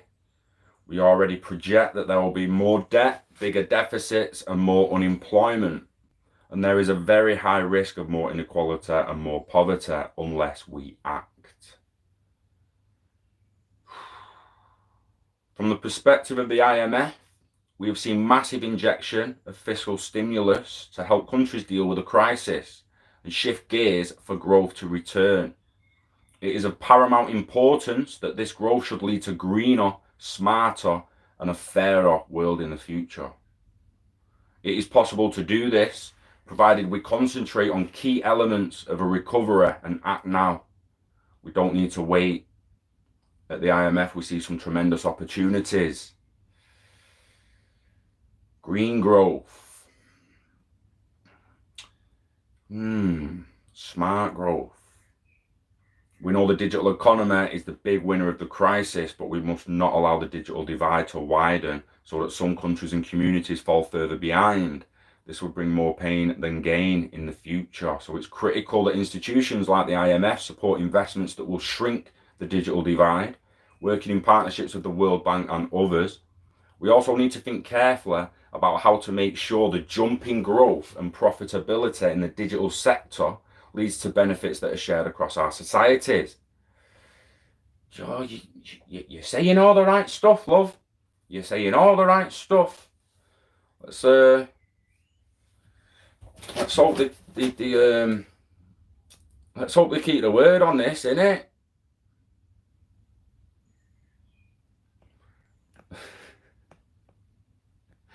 What we're doing here, I can't push your name, bro. What's going on?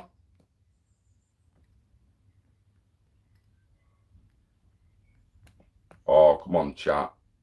Blah. What are you saying, Ollie? Oh, went off. You can have mine. Only abused me, please, spat.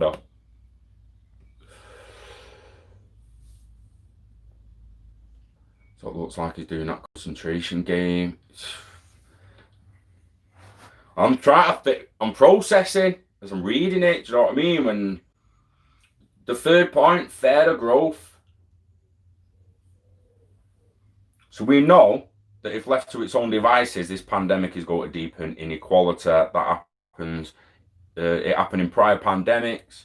We can avoid this if we concentrate on investing in people, in the social fabric of our societies, in access to opportunities, in education for all, and in the expansion of social programs, so we take care of the most vulnerable people. Then we can have a world that's better for everyone. Better for everyone. It's the end of the globalization video. You know, we're going through the beginning of it now. The tick-tock, tick-tock. Look, all doom and gloom. All doom and gloom. We're going through the beginning of the globalization documentary right now. And obviously Kurt's master plan is no doubt in play in the background. How deep you want to take this is entirely up to you, but we want to stay on the surface for the rest of this year, especially up to the IMF SDR basket and whatever this meeting's going to be in January. So an example from the past, William Beveridge,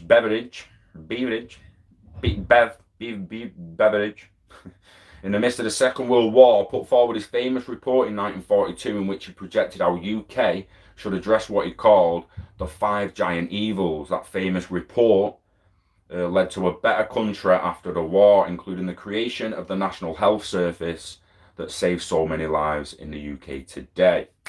NHS.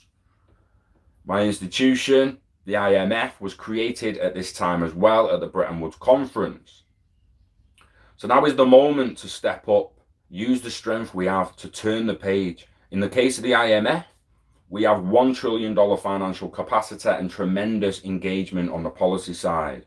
This is the moment to decide that history will look back on this as the Great Reset, not the Great Reversal. And I want to say loud and clear, the best memorial we can build to those who have lost their lives in the pandemic is to build a world that is greener, smarter, and fairer. Thank you. Thank you, Kristalina. Like I say, saying the right things there, aren't they? Saying the things most people want to hear. You always a spanner. Woo woo. A fistful of stimulus, mate. Fiscal. Me, you. Stop it, Carl. Make me naughty. Bad influence, you, Carl. Need some DMT in your life, mate.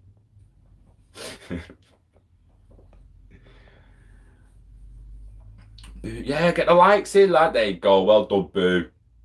They jumped. The power may corrupt. Yeah, don't delete comments. We got to call the peeps out.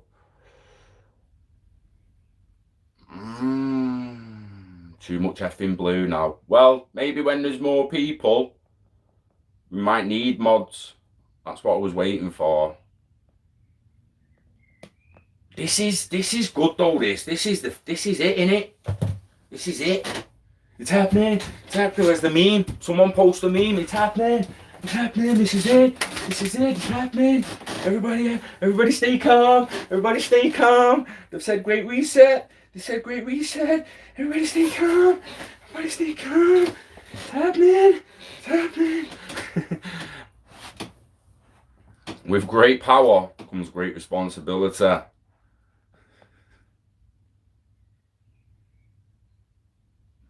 What it is, Yorker, Oliver, you can help maintain the chat. So if someone comes in being an absolute weapon with what they're saying, and we want the messages deleting, you've got the capability to delete them messages while I'm concentrating on something else. So you're basically monitoring the chat for us.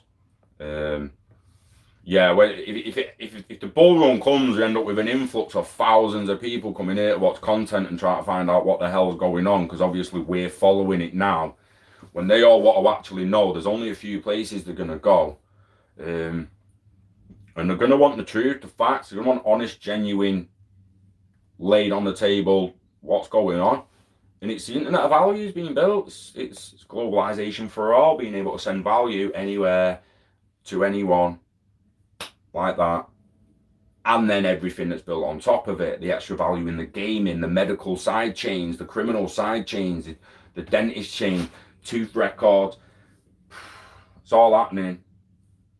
Everything, production of cars, the lot, we've been through it all. And what happens when 2 million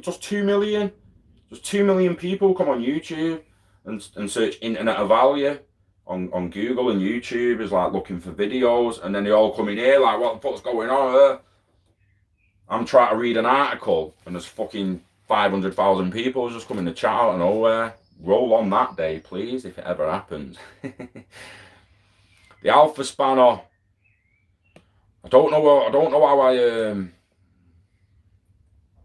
can put you in timeout, hide users from the channel, remove moderate, or remove report. I can only report you or remove you or put you in timeout, hide you from the channel, or just remove you from moderator. So that's the power I've got on mine. If you click a name, if you click a comment now, Ollie, it'll tell you what the power you've got. I think you'll have power to delete the comment. Don't start deleting loads of comments, bro. Yeah, we'll wait. It's for the future. Pretty much all 65 of you in the future is probably going to end up moderators if you keep coming in. When there's thousands watching, if there's ever thousands watching, hopefully, one day, yous will all be the moderators maintaining the chat. No danger. It's just like you're already ripping too many blue, so I'm not going to give it you all right now. But yeah, you'll get it in time, guys. Don't worry about that. There's no real need for moderator yet. There's no need to delete any comments. No one's really being that much of a penis. And I'll probably never delete a comment. I'll just laugh at it. Will it be possible to gain rewards like staking with XRP? Well, stuff like Power Piggy on BitTrue and other stuff already kind of does that. So there is avenues you can actually go to get rewards from staking XRP in certain platforms at the moment. So maybe have a look at Power Piggy, Chris. Have a look at Power Piggy, mate.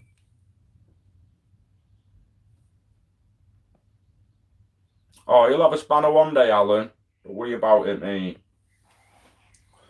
I need a date. Can someone try and get a date on the IMF SDR report meeting, whatever it is? SDR report 2020.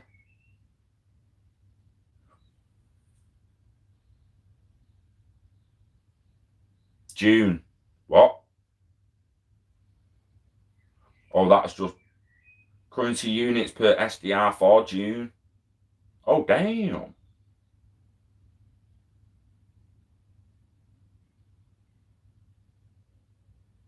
Yeah, but I don't want that.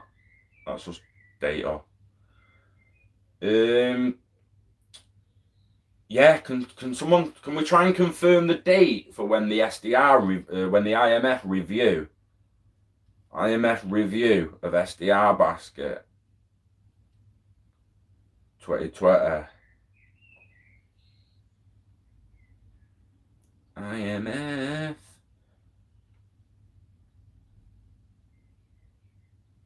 Right, let me actually just ask the question. When will the IMF review the SDR basket in 2020? I know it's kind of, someone's saying October, like it was 5 years ago, but I just like a confirmation of the meeting. And we've got a date that we can actually look on for where we might actually find out if XRP is being added to the basket. The currency value is calculated daily, except on holidays, and the valuation basket's reviewed and adjusted every 5 years. And be like, click that one. Oh, responded.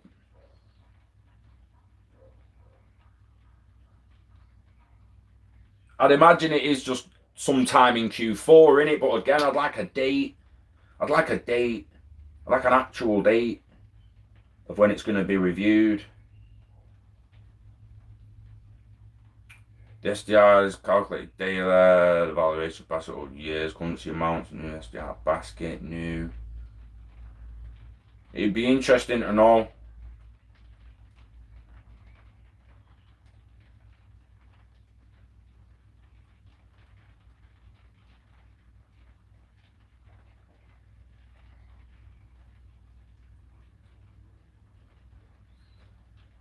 But what's also interesting, look at this article here, there, like from September the 30th, 2016, right? And October the 1st is when the Chinese will be added to the SDR basket, right? Now that was a year after. That was almost a year after the actual report and review where it was decided to be added.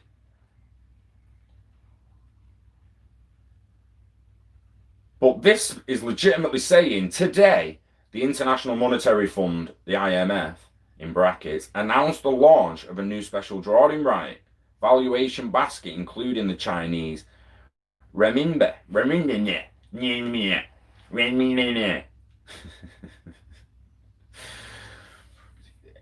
Did they not, right?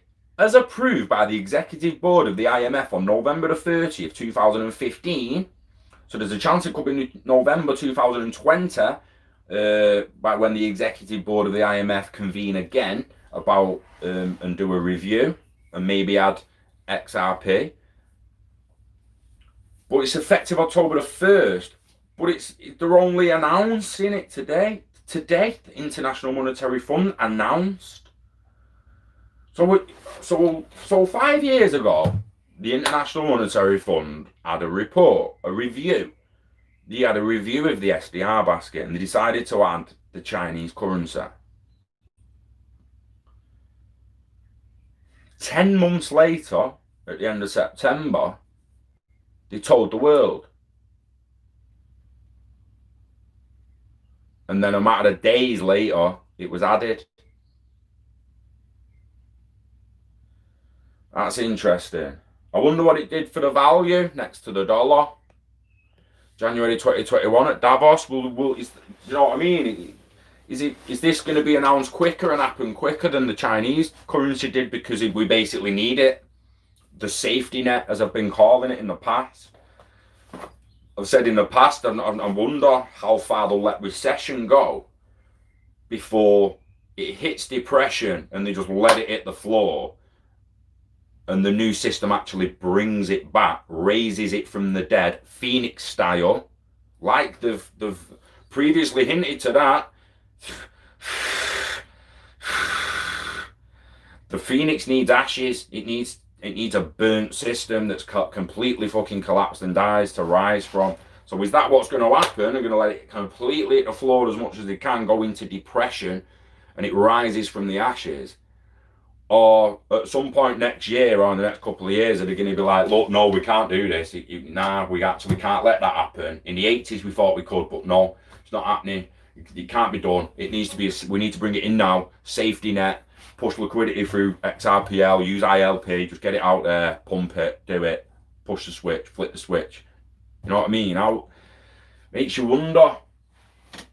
And again, until we get past this year and we've had that review, and now we see that January meeting, we see that the seminar, hopefully it'll be televised live and we can watch that, and we might get some really, really interesting developments on the back end of that.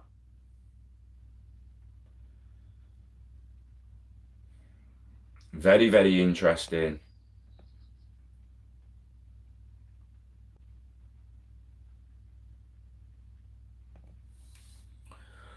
Japan's three biggest banks set up a group that will build common settlement and structure for digital payments backed by Japan's financial regulators and central bank.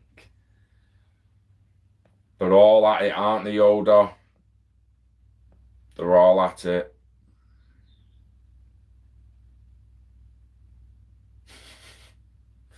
Morning, mate, it's Crypto. Carl's dropping messages he don't want people to see. Starting to rain, so I might go on the field to see if the cat's about very soon. What, we on 10:30? Got on early today, didn't I?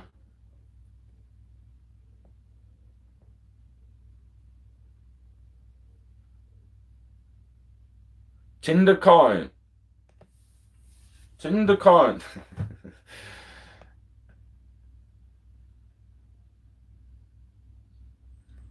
Craig.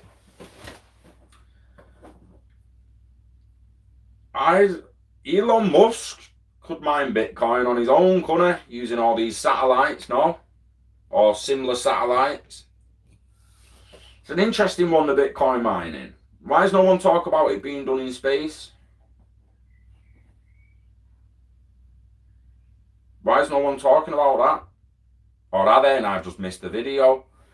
For me personally, you get Bitcoin miners mining the mining rigs, you put them on a satellite, you power them by solar power, and it's done. You send them up, they're mining, solar powered, done. Out of the atmosphere, not overheating up there, mate. Do you know what I mean? Not when on the back end of the earth anyway. When you're in the sunlight, they'll need coolers and that. But satellites are done like that. They're built like that. The miner will be inside. It's legit. Mine Bitcoin in space, mate. Why not? Why not? Oh, because China wants control of the mining.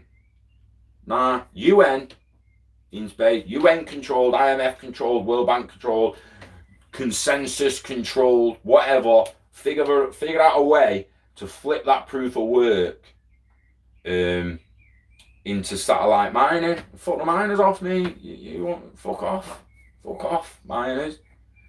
Control the network too much, get fucked. Fair away. I don't know, but power-wise, mate, take them out of the atmosphere. Just take the miners out of the atmosphere. It's done. The mining rigs, I mean, and it's done in my opinion. Just figuring out who controls them, who monitors them, who's doing it, who's being rewarded, what the script is. Can it be adapted? Can it be sped up? It's interesting. You know, like a human mining Bitcoin's gonna care about his rewards, innit? Gonna care about the rewards they're getting. They're doing it for the rewards. Well, if you just program a computer, an algorithm to just mine Bitcoin because it's created to mine Bitcoin, like it wants a purpose. You give the robot a purpose and it just does it because it's what it is. Do you know what I mean? A printer prints fucking paper because you tell it to print paper. Just tell a robot to mine and it'll mine, surely. What's with the reward shit? Give the reward to the network. Give the reward back to the network. What's with your fees and with this shit and that shit? Thought it's for the fairer system, for the people. Give the rewards back to the network. Have robots and algorithms mining the Bitcoin and have it on satellites going around the globe so they're not inside the atmosphere and it's not really affecting the climate at all. It's my take on it, mate.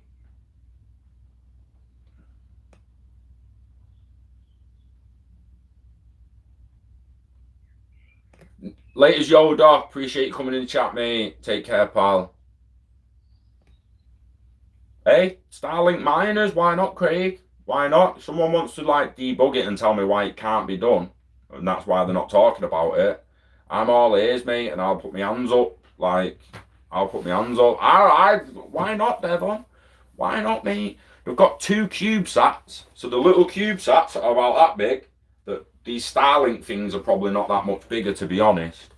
Even though you can see them, only takes a little reflection. Do you know what I mean? Like, you can see stars from billions of miles away, mate. Like, do you know what I mean? It only takes the slightest reflection of light for you to actually see it. That's why the ISS looks relatively bright as fuck, because it's big up there. Do you know what I mean? But you'll still see the little CubeSats, and they've got 2 CubeSats around Mars, mate. You figure out how to send payments between them satellites around Mars and the satellites around Earth, and you've got interplanetary payments, mate. And that come on, don't sit there and say, oh, well, that's fucking years away. Obviously it is. Obviously it is, mate. But it doesn't change the fact that they've got 2 CubeSats around Mars now, and they've got CubeSats around Earth. And the minute they send a signal between each other, it's done and dusted, mate. IOV working the same as IO, Internet of Data.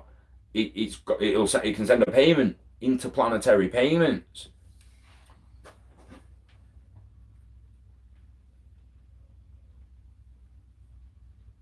Yeah, trust the universe, Steve. It's hard to sometimes, but got to.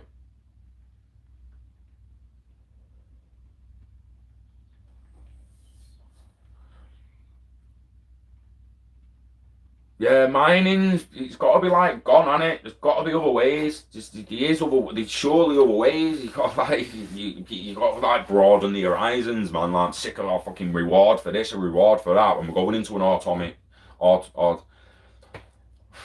autonomous world, you will save money. You're gonna want to tip a robot. So at the moment, you live in a place like America or Canada, you're giving 12% tips in some places and that. Because the waiter apparently deserve a tip because they've got to make a living and all that. Well, when the shop shuts, the robot just turns off. So you're going to tip a robot, or you're going to start saving 12% of every meal you go out for. Heading for a better world. We truly are.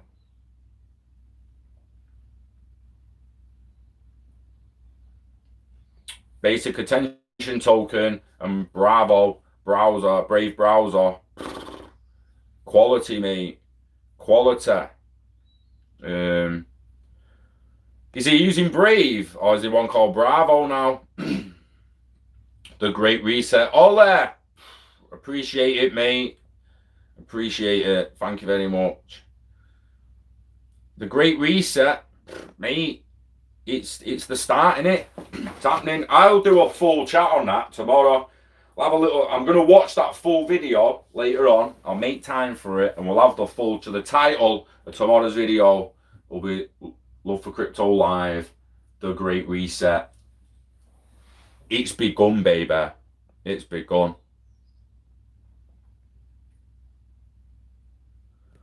It does, Sly. You'll be surprised, Sly.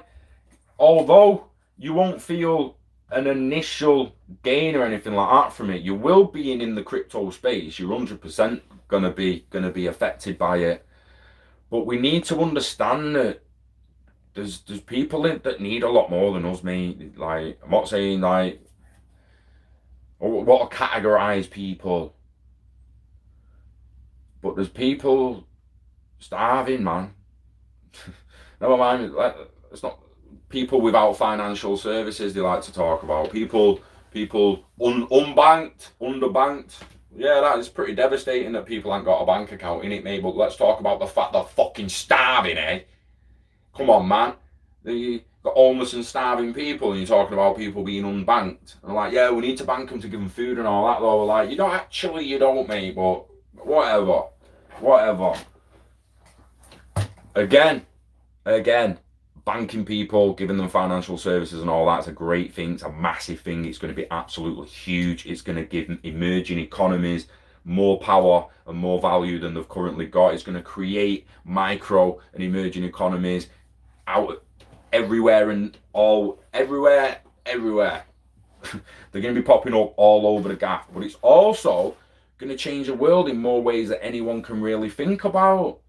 Again, with the databases, distributed ledger technology at its core is simply that. It's distributed ledger, which, if you want it layman's terms, distributed database, distributed data.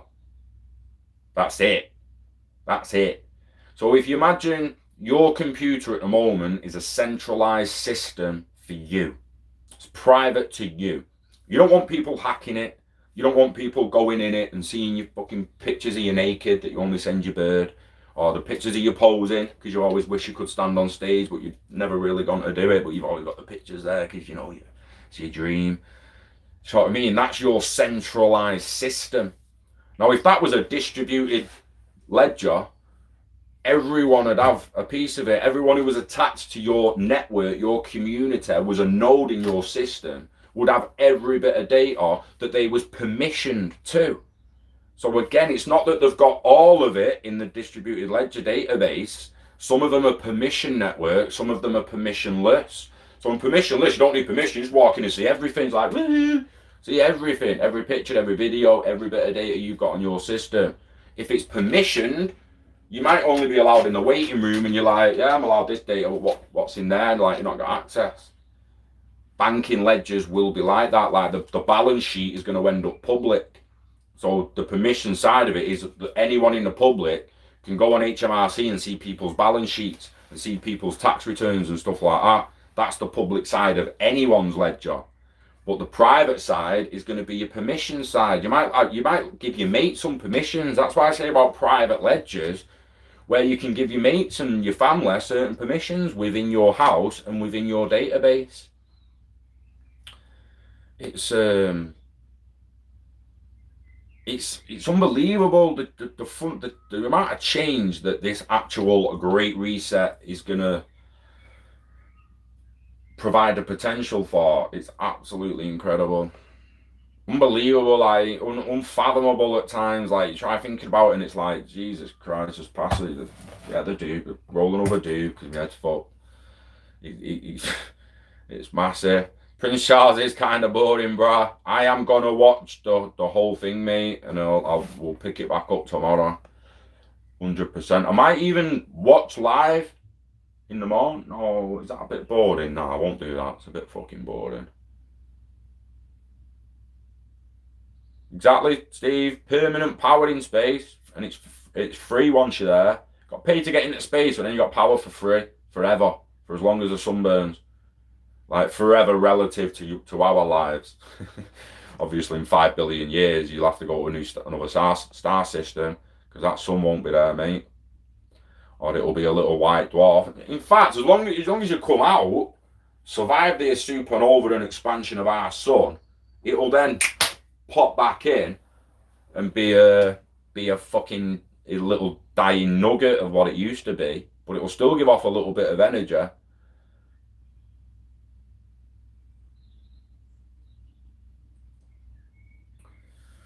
Yeah, it's a Sly. You're in Thailand, so you see, yeah. So fair play, mate. Fully understand, but trust me, mate.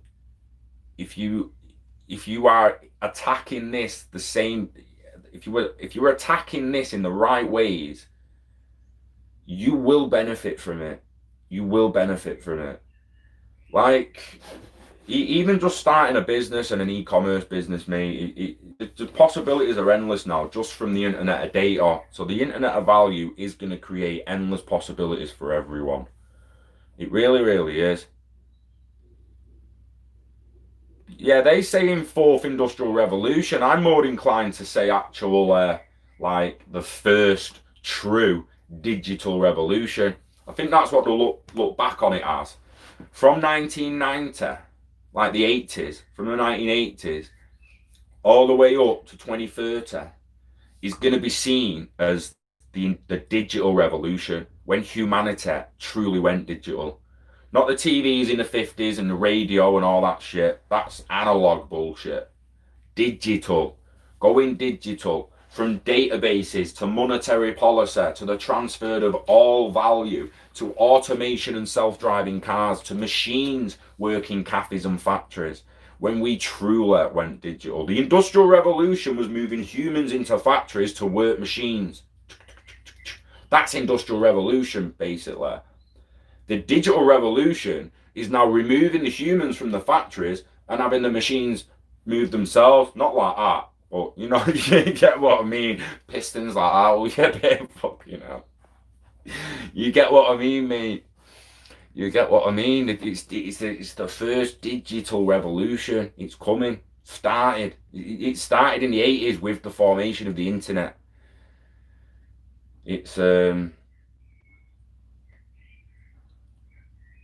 yeah, it's blowing up. Link the laptop to the Uphold wallet, but I'm having issues at the moment working out how to sync my phone to my Uphold account, but like it's so far. I'm pretty sure I just signed in on the Uphold account on my phone. Not that you have to sync it. You just sign in on it, I think, mate, Baz. So whatever you go into the website on Uphold and the email and that you're using on Uphold and any two-factor authentication, just use the same login details on the Uphold app and it should just take you straight to your wallet, mate. Yeah. Yes, Ollie. Love 4. We've got big plans, big plans.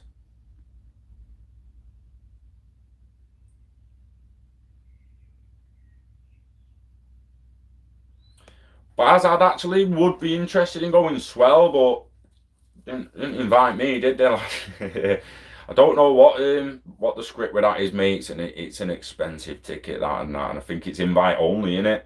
So yeah, I doubt I'll ever be at swell, mate. Sadly, I don't think they want someone like me there who's proper just questioning why they're taking so fucking long, because that's basically all I'll be saying. Like, just why is it taking the bankers so long to implement these systems? Like, I know for a fact right now, NatWest can implement ILP APIs and speed up the 3-day pending payment from, I mean, I think I've actually even got Halifax, should I say. So Halifax there, my Halifax card, at contactless payment takes 3 to 5 days. I know they could implement an interledger API with someone now, like Zoom, and have trust lines and that, and have it working. Instant settlement, no waiting 3 to 5 days. So why is it not? Why is it not? It all needs questioning. And then we'll get near David Schwartz and be like, come on, bro, and fill me in. NSA and that. Sick guy, you aren't you? He's one of the geeks out of Bond. You go to James Bond, and they have all these cryptographers encrypting messages and that. It's David Schwartz, man. Serious. If you don't believe that, the guy advised to work for the NSA. He's a cryptographer. He unlocks messages, he unlocks shit, he locks it up, he encrypts it, he decrypts it. It's what he does. The guy's like an Igbo. You know what I mean? He worked for the NSA doing that shit. He's basically like the geek in Bond, like the Born of me. Yeah, epic. I'm pretty sure, Peter, it is invite only, and then you've got to pay your Is it actually $2,500 to go, boo? So anyone can go if you pay that, or is it invite only? I thought it was invite only. It is true. It's Stephen, I believe so, mate. I'm glad you agree. First digital revolution. It's going to be looked back on like that, legitimately. This is what I'm saying. At the start of this, before the digital revolution, right? So at the start of it, the post office sent letters for you. The bank sent money for you. The bank stored money for you. The bank insured the money for you. Like, solicitors did everything for you in court. Like, an accountant handled all your money. Do you know what I mean? You needed an estate agent to buy or sell a house. You needed a car showroom to go and buy a brand new car. You needed all this stuff. You did it all with intermediaries and other people. You drove your car away from yourself with a steering wheel from the lot you just bought it for. That ain't the world post-digital revolution, mate. It's not. It's one where your car drives itself to you. When you've bought it, you buy it online, and yeah, I'm on my way. I'll be there soon. What? Car's coming. Got a new car on the way, just drive itself here. Your kids are going to be like on the motorway while you're doing 70 in the car. It's doing 70 itself. Kids are going to be like, you used to drive the car at this speed faster than this. You used to have control on these roads like this. Like, what? No one's going to really need a bank to send money. No one will need the post office to send money.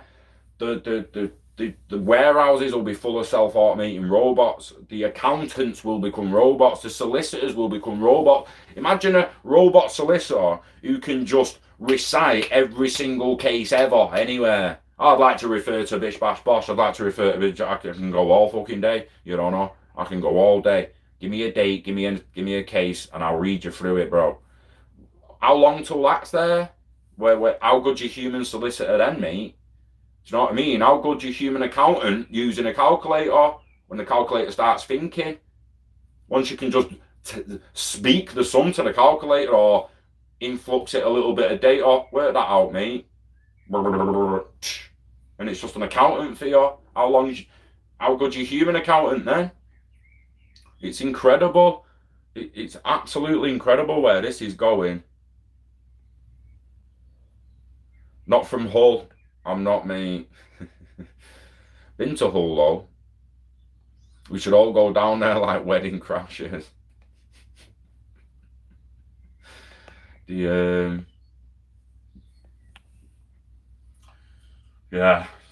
go in and gate crash. Well, that'd be funny, that, wouldn't it?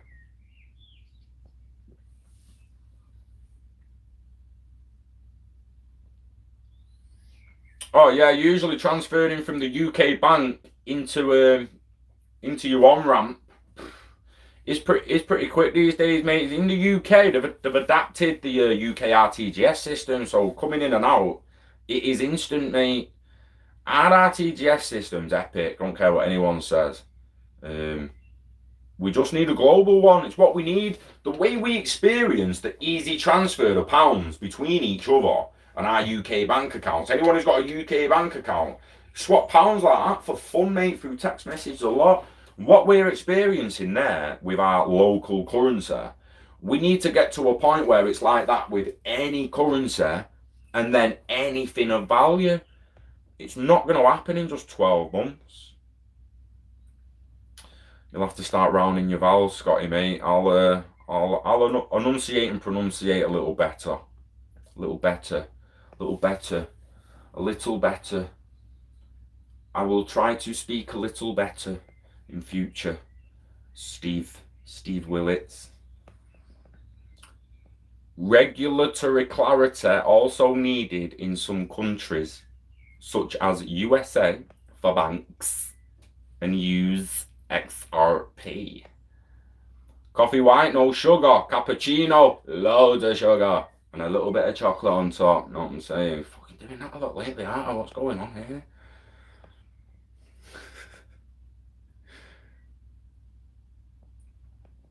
Blockchain and IOV will cut out the middlemen in a lot of industries. They will. And the middlemen will only really keep power against the people who don't trust doing it themselves. The people who don't trust holding it themselves. So the people now who just don't really want a ledger with 10 million on it in a safe in their house. They'd rather backtold it or Polysign or NatWest. NatWest, hold me 10 mil.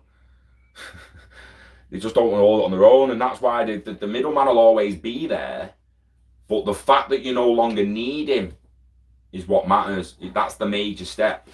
That's the major step, and then that's what the next generation will probably run with when they start really truly becoming their own bank and controlling their own data and stuff.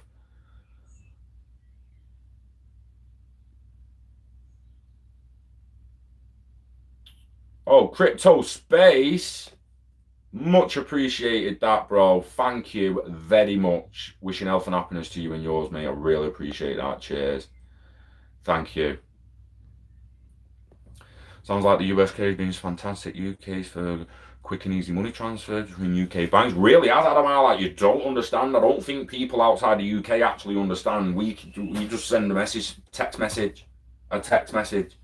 I just text, and it's legitimately go on your app and you put your mate's phone number in. If you go on your Halifax app or your NatWest app and you're gonna like send money, new payee, and if you haven't got his bank details, it says like send via text message, and you just click text message, put his phone number in, and because he's on internet banking and telephone banking now on his phone, he just finds that phone number and fucking sends it through the bank. Minutes, bro. Minutes. Like instant. It's fucking there. It's bam. It's done. Like uphold coming off. 15 seconds. You're like, yes, mate. Yes, mate. It's unbelievably fast.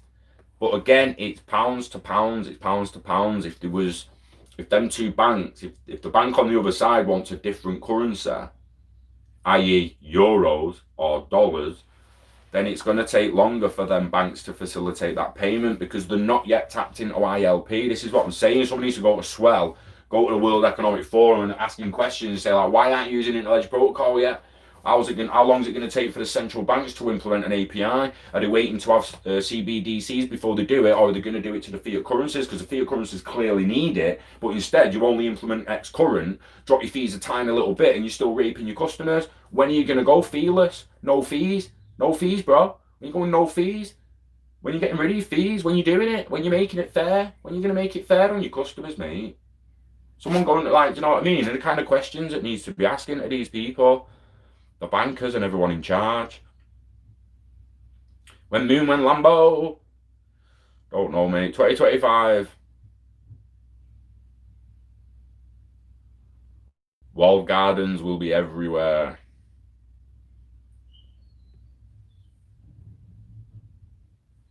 Recently, things are speeding up. Interesting.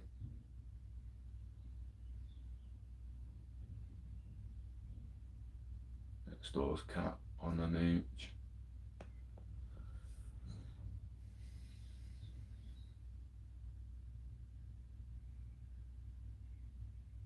Oh, news outlets, Baz. Reporters will end up wearing body cams in the end, like uploaded onto a database live as long as they're out, and you can watch that specific reporter or something. It'll go the same with the police. Saying it the other day, like, you should be able to go on a police database, put in an officer's number and watch his cam. You should be able to. Why can't you do that? He's a public servant. If anyone deserves access to them body cams, it's public servants. They work for us. So why, like, we should be able to watch their footage at all times. And I'm not joking, I'm being serious. We should be able to watch, except for undercover operations, right? And any operation that's discussing intelligence, we should be able to watch anything, anywhere, at all times, really, regarding public servants. And if you don't like that kind of eyes on you, or you don't like the Big Brother cameras that have just been installed in the fire station or the police station or the hospital, don't work in the hospital. Open a private practice or something. It's not like there's not ways around it. So, hey, fucking, don't say that, Adam. Our Twitter will pull our fucking pants down if we start another GoFundMe. I'd absolutely love to do something like that, mate, but Jesus, wet. See what happened with Brad Kimes in the documentary? All he wanted to do was make a video for people, but because he put 10 grand. And I get it, I understand. I mean, if I wanted to make a proper production, I did the best I could with that globalization thing. For basically a free documentary that we could make, it just took time. But in a production where you was going to pay for some music, pay for some rights to some music that you can use, and pay people to do stuff and legitimately travel. If I was to do a documentary, I had to travel. Obviously, it cost money. So I understand where Brad was coming from, that he needed 10 grand and that. Like, obviously, you try and go and do a documentary, you got to travel around the world and do it on 100 quid, mate. It can't be done. So he went to get that, and he got it as far as I'm aware, but flaming that, did people chew his head off? Twitter just gets jealous. If people's community is willing to give them money, for some reason, everyone else who wasn't willing to give them money gets proper arsey. Give your money to whoever you want to give it to. Don't let no fucker tell you where you can and can't put your money. Cheeky bastards. But yeah, it's me. People get. We did a GoFundMe to build a PC back in the day to do the documentary. We credited everyone in the Telegram who donated in the GoFundMe and that, who actually helped and contributed towards that documentary. We legitimately said thanks to the Telegram members. Like, obviously that's a different Telegram now, but we credited everyone who helped. Even credited Beethoven for his music, mate. Do you know what I mean? Exactly, Stephen. Don't be a dick. Don't break the law. You should have nothing to worry about with Big Brother. As long as what you want secret is able to remain secret, and that as well is not breaking the law. This is what people need to understand. Giving people complete privacy and secrecy over the PCs and laptops also gives it to potential paedophiles, potential rapists, potential murderers, potential terrorists. So we need to be careful how much actual privacy and security we implement on these systems. Otherwise, we're going to enable bad people to do bad things, and there'll be nothing we can do about it. Won't be able to identify them, won't be able to track them. The value would have been moved through a private blockchain, through a privacy coin, come out the other side, and it's done and dusted. There's no way of finding out.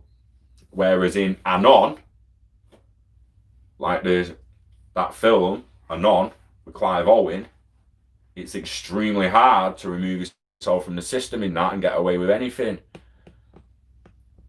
Oil companies already done it, bought out the alternative energy options years ago, looking to free energy. Yeah, but oil companies are trying to crypto adjusting. Oil companies are still trying to keep monopoly of all the energy markets, and it's not going to happen. Not with people like Elon Musk coming about. Do you know what I mean? Queensborough Finest, you're not wrong. It was a great movie.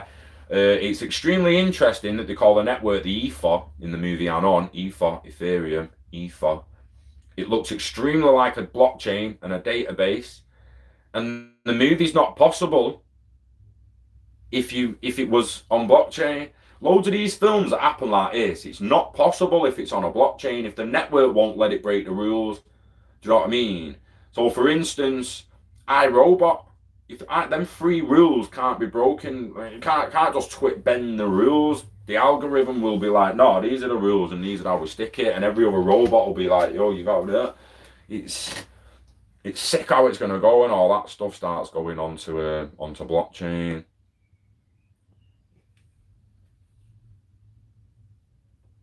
The transfer of wealth is from the oil, like it is going to the digital industry. Like, this is the biggest transfer of wealth since oil was found.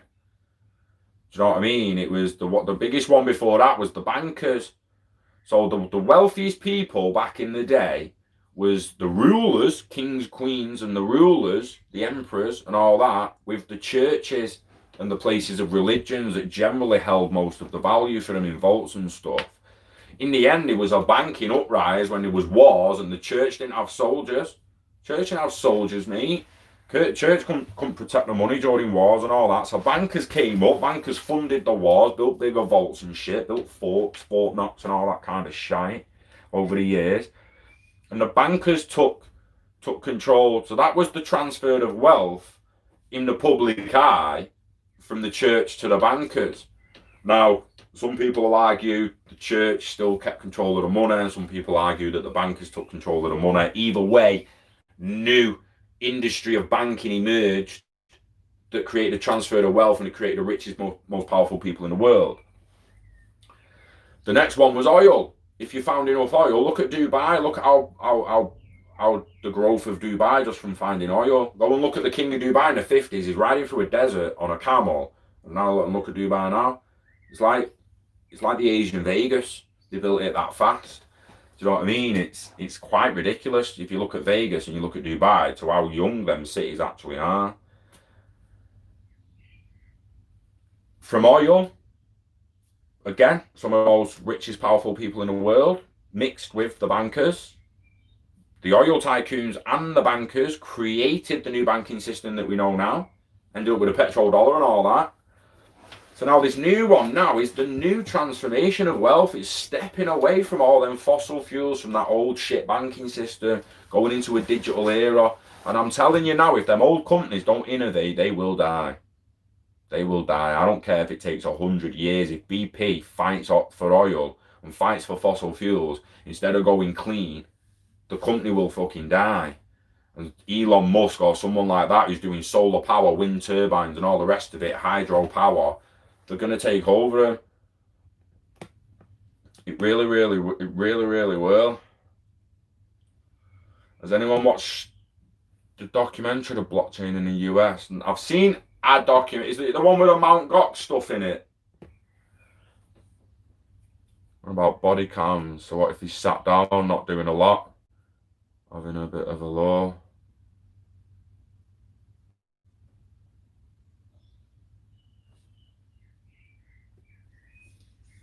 What if he sat down, not doing a lot? Well, if he's on a break, he's entitled to be sat down, innit? But other than that, do some fucking work, bruh. Do you know what I mean? It's no different than a guy on site. Site risks tracking people on site soon, mate. So on soon, you won't get on a site soon unless you wear the site tracker, and the companies and all that can track you all the way around the site, and they'll know how active you are. So go onto the 10th floor and sit on your ass for 4 hours and see what happens. You'll be booted off the site. It won't just be the police. It won't just be the police suspected to things like that. Oh, it's never going to happen, Scott. It's never going to happen, Scott. Listen, you're being told where you can and can't shop, where you can and can't go, and you're all staying 2 meters apart. Don't tell me what can and can't happen, right? You need to stop that. You need to stop that. You need to look outside your window and realizing that we're as close to living like China than anyone ever imagined. We're as close to living like China than anyone ever imagined. Just look out your window, mate. Look online. Scary times in a way, but you just got to block it out. You can't succumb to that kind of fear. It's social distance from the price, mate. All the corruption within all the bad corporations, the bad politicians, a lot of it will disappear. Imagine full traceability between value and politicians' expenses and the brown envelopes and all that and all the dirty money. Not that the dark web won't still exist, but it's going to be how they regulate privacy coins and basically just questioning. So if someone of importance in power moves money into a privacy coin, and then down the line, out of nowhere, right back out of a privacy coin comes a shitload of extra value, that person needs questioning why they went in the privacy coin, what he was doing in there, by the establishment. It's not that I need to know what he was doing. It's just the establishment need to know that he wasn't breaking any laws, he wasn't doing illegal activity, he wasn't paying for the little kid to be delivered to him, he wasn't paying a hitman on the dark web, he wasn't doing this, he wasn't doing that, he wasn't money laundering for his uncle. Do you know what I mean? There's loads of ways of attacking criminals and criminality, criminal behaviour, criminal activity, from corporations to gangsters and cartels. They'll all be scared of this. Every single one of them will. Oh, no, sorry to hear that, Night Ghost. Onwards and upwards, mate. As shit as it is. Happened for a reason, mate. Maybe it was to make you realise how big it actually was.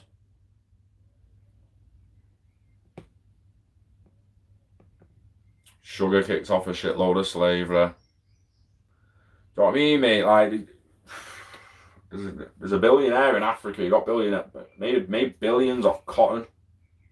Fucking cotton, mate. I don't know whether it's the cotton. I think it's the cotton plants in it. It's growing them cotton plants.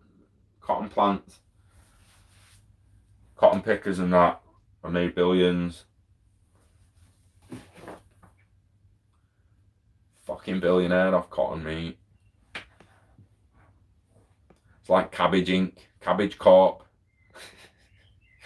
If anyone watched Avatar Last Airbender, you'll know what I mean. Cabbage Corp. Rock salt on the chips. Yeah, balmy head, Steve. I'm going to get some breakfast. I'm going to walk the field for Ozai. But we did another 3 hour one. epic. I'm really enjoying these guys, and I appreciate you all coming in and sitting in. I really do. I'm going to carry on doing them. It's just that I might actually be in work soon, so I just want to give people an heads up that they'll stop initially in the morning when I get back in work. I'll be going back to like a 10-minute morning. Here's what I've seen in the news, blah, blah, blah. And then when I get home from work, I'll be doing a live stream. So it's not that I'll stop doing lives when I get back in work. It's the time will drastically change, and it will be when I'm back from work. I pray for the day this pays my wage, guys. I'm fucking paid.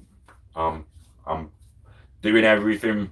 Maybe not everything, but we're doing a lot. The cat's got my head up the arse. Once we get the cat back, I can focus back on other things. But we're doing everything we can to like start producing revenue and produce a wage from this for me, so I can do it more and I can help people more, and we can start broadening our horizons and put some ideas into action, execute on them, instead of just sitting and waiting. But it's what it is. You can't rush the process sometimes. If you rush it, you're gonna fuck it up. So all got to work. Exactly, bro. We just need to make life work. Life's hard enough as it is, mate. We should just be paid for it. You should be being paid now to watch me. And we're going to go on Twitter later on, and I'm going to ask for a stream key on Theta, and we'll start streaming on Theta, so you can earn T-Fuel while you're watching me. So not only will I earn a little bit, you will earn a little bit. I can then take that stream and crop it into the best bits and throw that on YouTube. So anyone who doesn't want to come over to Theta for a 3-hour stream can just go to YouTube for the 20 minutes best bits. Yeah, I'll look at doing that in the future. So we need to get the Theta live stream. I can start streaming on Theta. I can do giveaways and all that. Do you know what I mean? Start doing giveaways of Theta giveaways and competitions. It's proper like a little streaming gaming platform, but it's good, man. You get chests and all that. They'll give you coins, so you can open chests, and the chests give you items and shit. It's good, mate. It is good. But yeah, you have a good one too, Peter. I appreciate being in the stream. Appreciate you all being in the stream. But yeah, breakfast, I'm gonna go and find the cat. So if you've just popped in and you actually want to watch the whole thing, you know, dance, give it a little zip back and re-watch. Otherwise, it's going to go off in a minute and you'll have to wait for it to process. I believe YouTube still do that. I might be wrong if it's changed, but I'm saying it anyway. I'm giving you a warning. I'm sure it still works. I'm earning heaps of T-Fuel on Theta TV now. I'm not sure what the point of the Edge node is now. Alan, the Edge node, you can send it about. Try and send the Theta TV T-Fuel somewhere. Can't send it anywhere, Alan. But what you can do is go to the store and buy your kid a gaming chair, or buy a PlayStation and whack it on eBay. Do what you want with the value in the store. That T-Fuel can be spent in that store. Do you know what I mean? The coins buy perks, which means you can, like, I think you buy like boosters that allow you to earn more T-Fuel while you're watching a stream and that. I have to look deeper into it. But the Theta TV T-Fuel, when you're watching a stream and you paid the T-Fuel, sorry, that can only be spent in the shop at the moment. It can't be taken off that platform. Whereas the Edge node is sent to your wallet, which you can then send to Binance and cash out for Tether. Legitimately. Do you know what I mean? So there is two different uses for the two different wallets at the moment. Not that in the future, with the digital ID and better signing procedures, that Theta TV won't allow you to move the currency. But at this current time, you can only use it in the shop. Massive things, though. Massive things happening. When you start considering that, guys, paid to stream. And yet you might not be getting the cash. Giving you value, mate. Giving you value. And then it flip game with your son, Alan, right? So if you've got a kid, aren't you, mate? Single dad, son or daughter, but your kid. So you're going to show the kid what's happening there. And teach them, say, like, right, we've got this minor thing at the moment that's going to actually send it to a wallet and we can exchange that for other things of value. Well, that's for the future, so get your head around this first. What we're going to do, we're going to teach you the flip game So if you want something on the shop, you buy something on the shop and you keep it, you want it. But if you don't want it, but you want to get the value off the shop, we're going to save up the T-Fuel for watching the streams. Then you're going to look at the gaming chair and you're going to buy the gaming chair. And because he plays Fortnite, he's going to keep the first gaming chair that he buys. And then they're going to start streaming again and watching the streams again until they can buy another gaming chair. Then they're going to have two. And then they're probably going to buy a third gaming chair and sell it on eBay or Gumtree or a local Facebook marketplace. And then they're going to buy the next thing on the store and they're going to flip it. And they're going to buy it and they're going to flip it. And they're flipping it and they're flipping it. They can do Amazon fulfilled by Amazon. So Alan, Google fulfilled by Amazon. Work that out. You can buy a product off Theta TV. Say it costs you $70 off Theta TV for the chair. You get the chair for $70. View it on Amazon at first because you might actually be paying more than it is. But ideally, you get the product cheaper on the shop. Fulfilled by Amazon means that they'll take it into their website. So when you buy something on Amazon and it's sold by Scotty D or sold by Scotty P, that Scotty P has got fulfilled by Amazon, bought a product he thinks Amazon would sell, shipped it to Amazon, added it to his little page and shop, and then Amazon shows that Buddha on Amazon, and it says at the bottom, sold by Scotty P, fulfilled by Amazon. And it'll come in a day on Prime because if it's in the Amazon warehouse closest to you. Depending on what warehouse is actually fulfilling it and holding it for me, depends on how long it's going to take for them to get it to you. So that's fulfilled by Amazon. So not only can you get Theta value streaming on TV and you can get products and all that, but you also look at eBay and fulfilled by Amazon to be like, actually, kid, like, look, you can do the flipping game. Watch Gary Vaynerchuk. He will teach your kid how to become a businessman. And again, might drop an F word now and then, but kids are doing that behind your back anyway, mate. Don't worry about that. Parents who think the kids don't swear, some of them are actually right, and the kids don't swear. For some people just don't swear. I don't like it. Zuber, for instance, didn't swear. I didn't swear when I spoke to him. So I can't actually speak without swearing. It's just when I'm being really genuine and passionate about something, it just comes out as if I'm speaking to my mates. Had to be a United fan to get a spanner. Nah, he's lucky though. Don't like footer. You from America though and you use footer like that? Are you from America all there? Thought you was. Brilliant.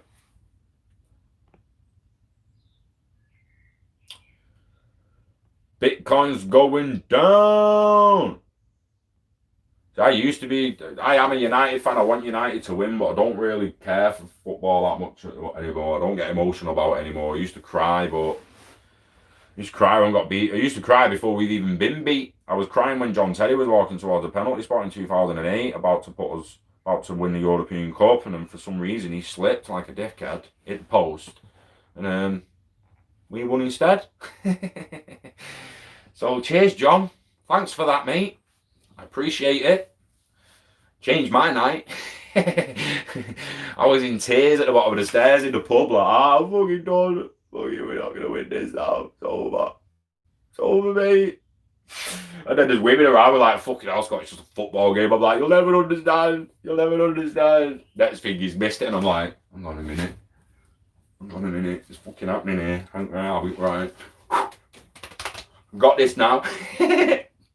If fucking 2 minutes later, fucking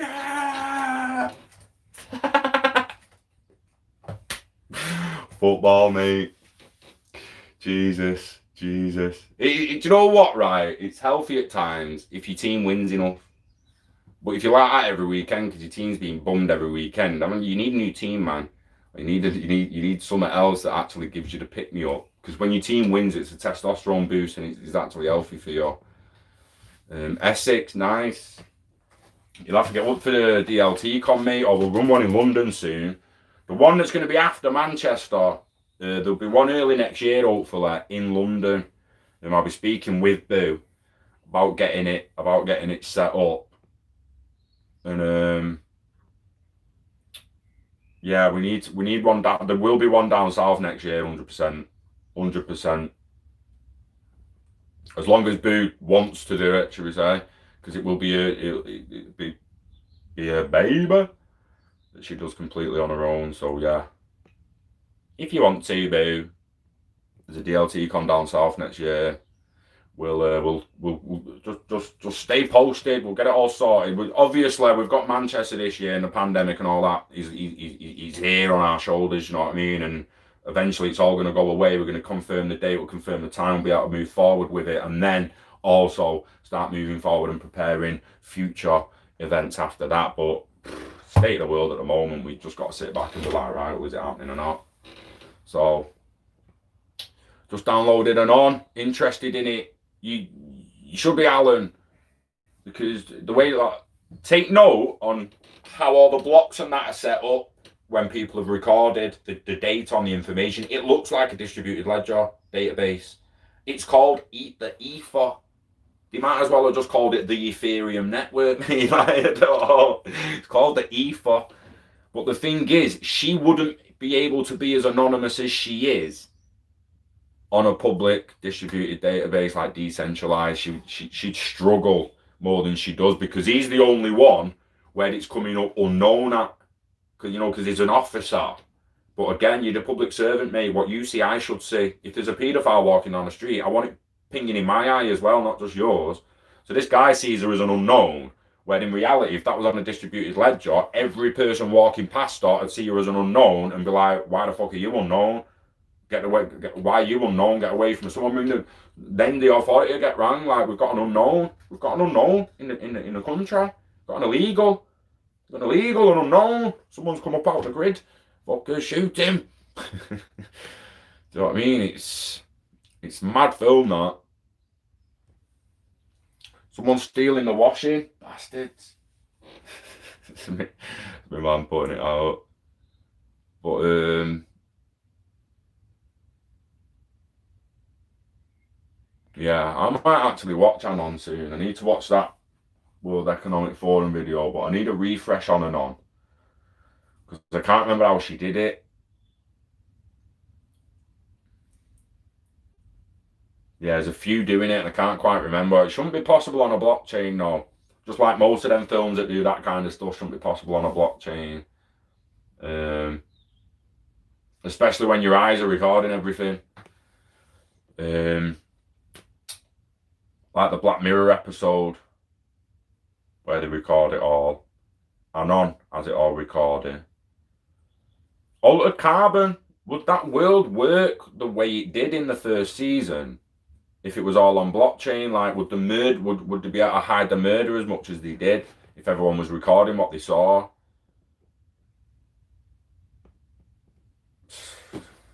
Queens were the finest. We're on the same level, bro. We're on the same level, bro.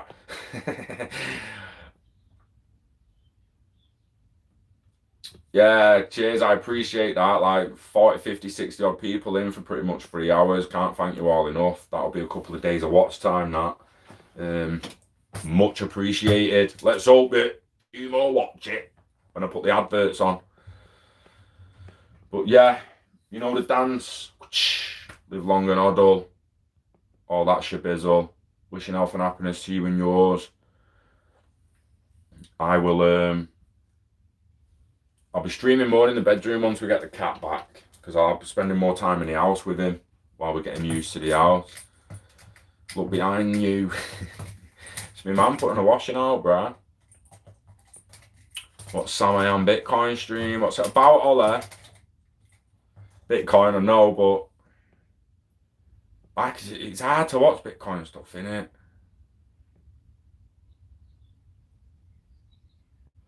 Ripple me this, ripple me that.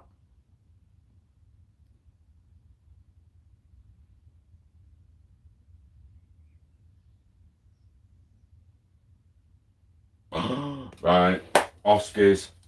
I want some Weetabix. Getting hungry. Take care, guys, and I shall see you on the next one. Don't forget, share it with your friends and family. Get them to like and subscribe. We ain't going anywhere. We're following this baby all the way to 2030, or until I leave this planet. So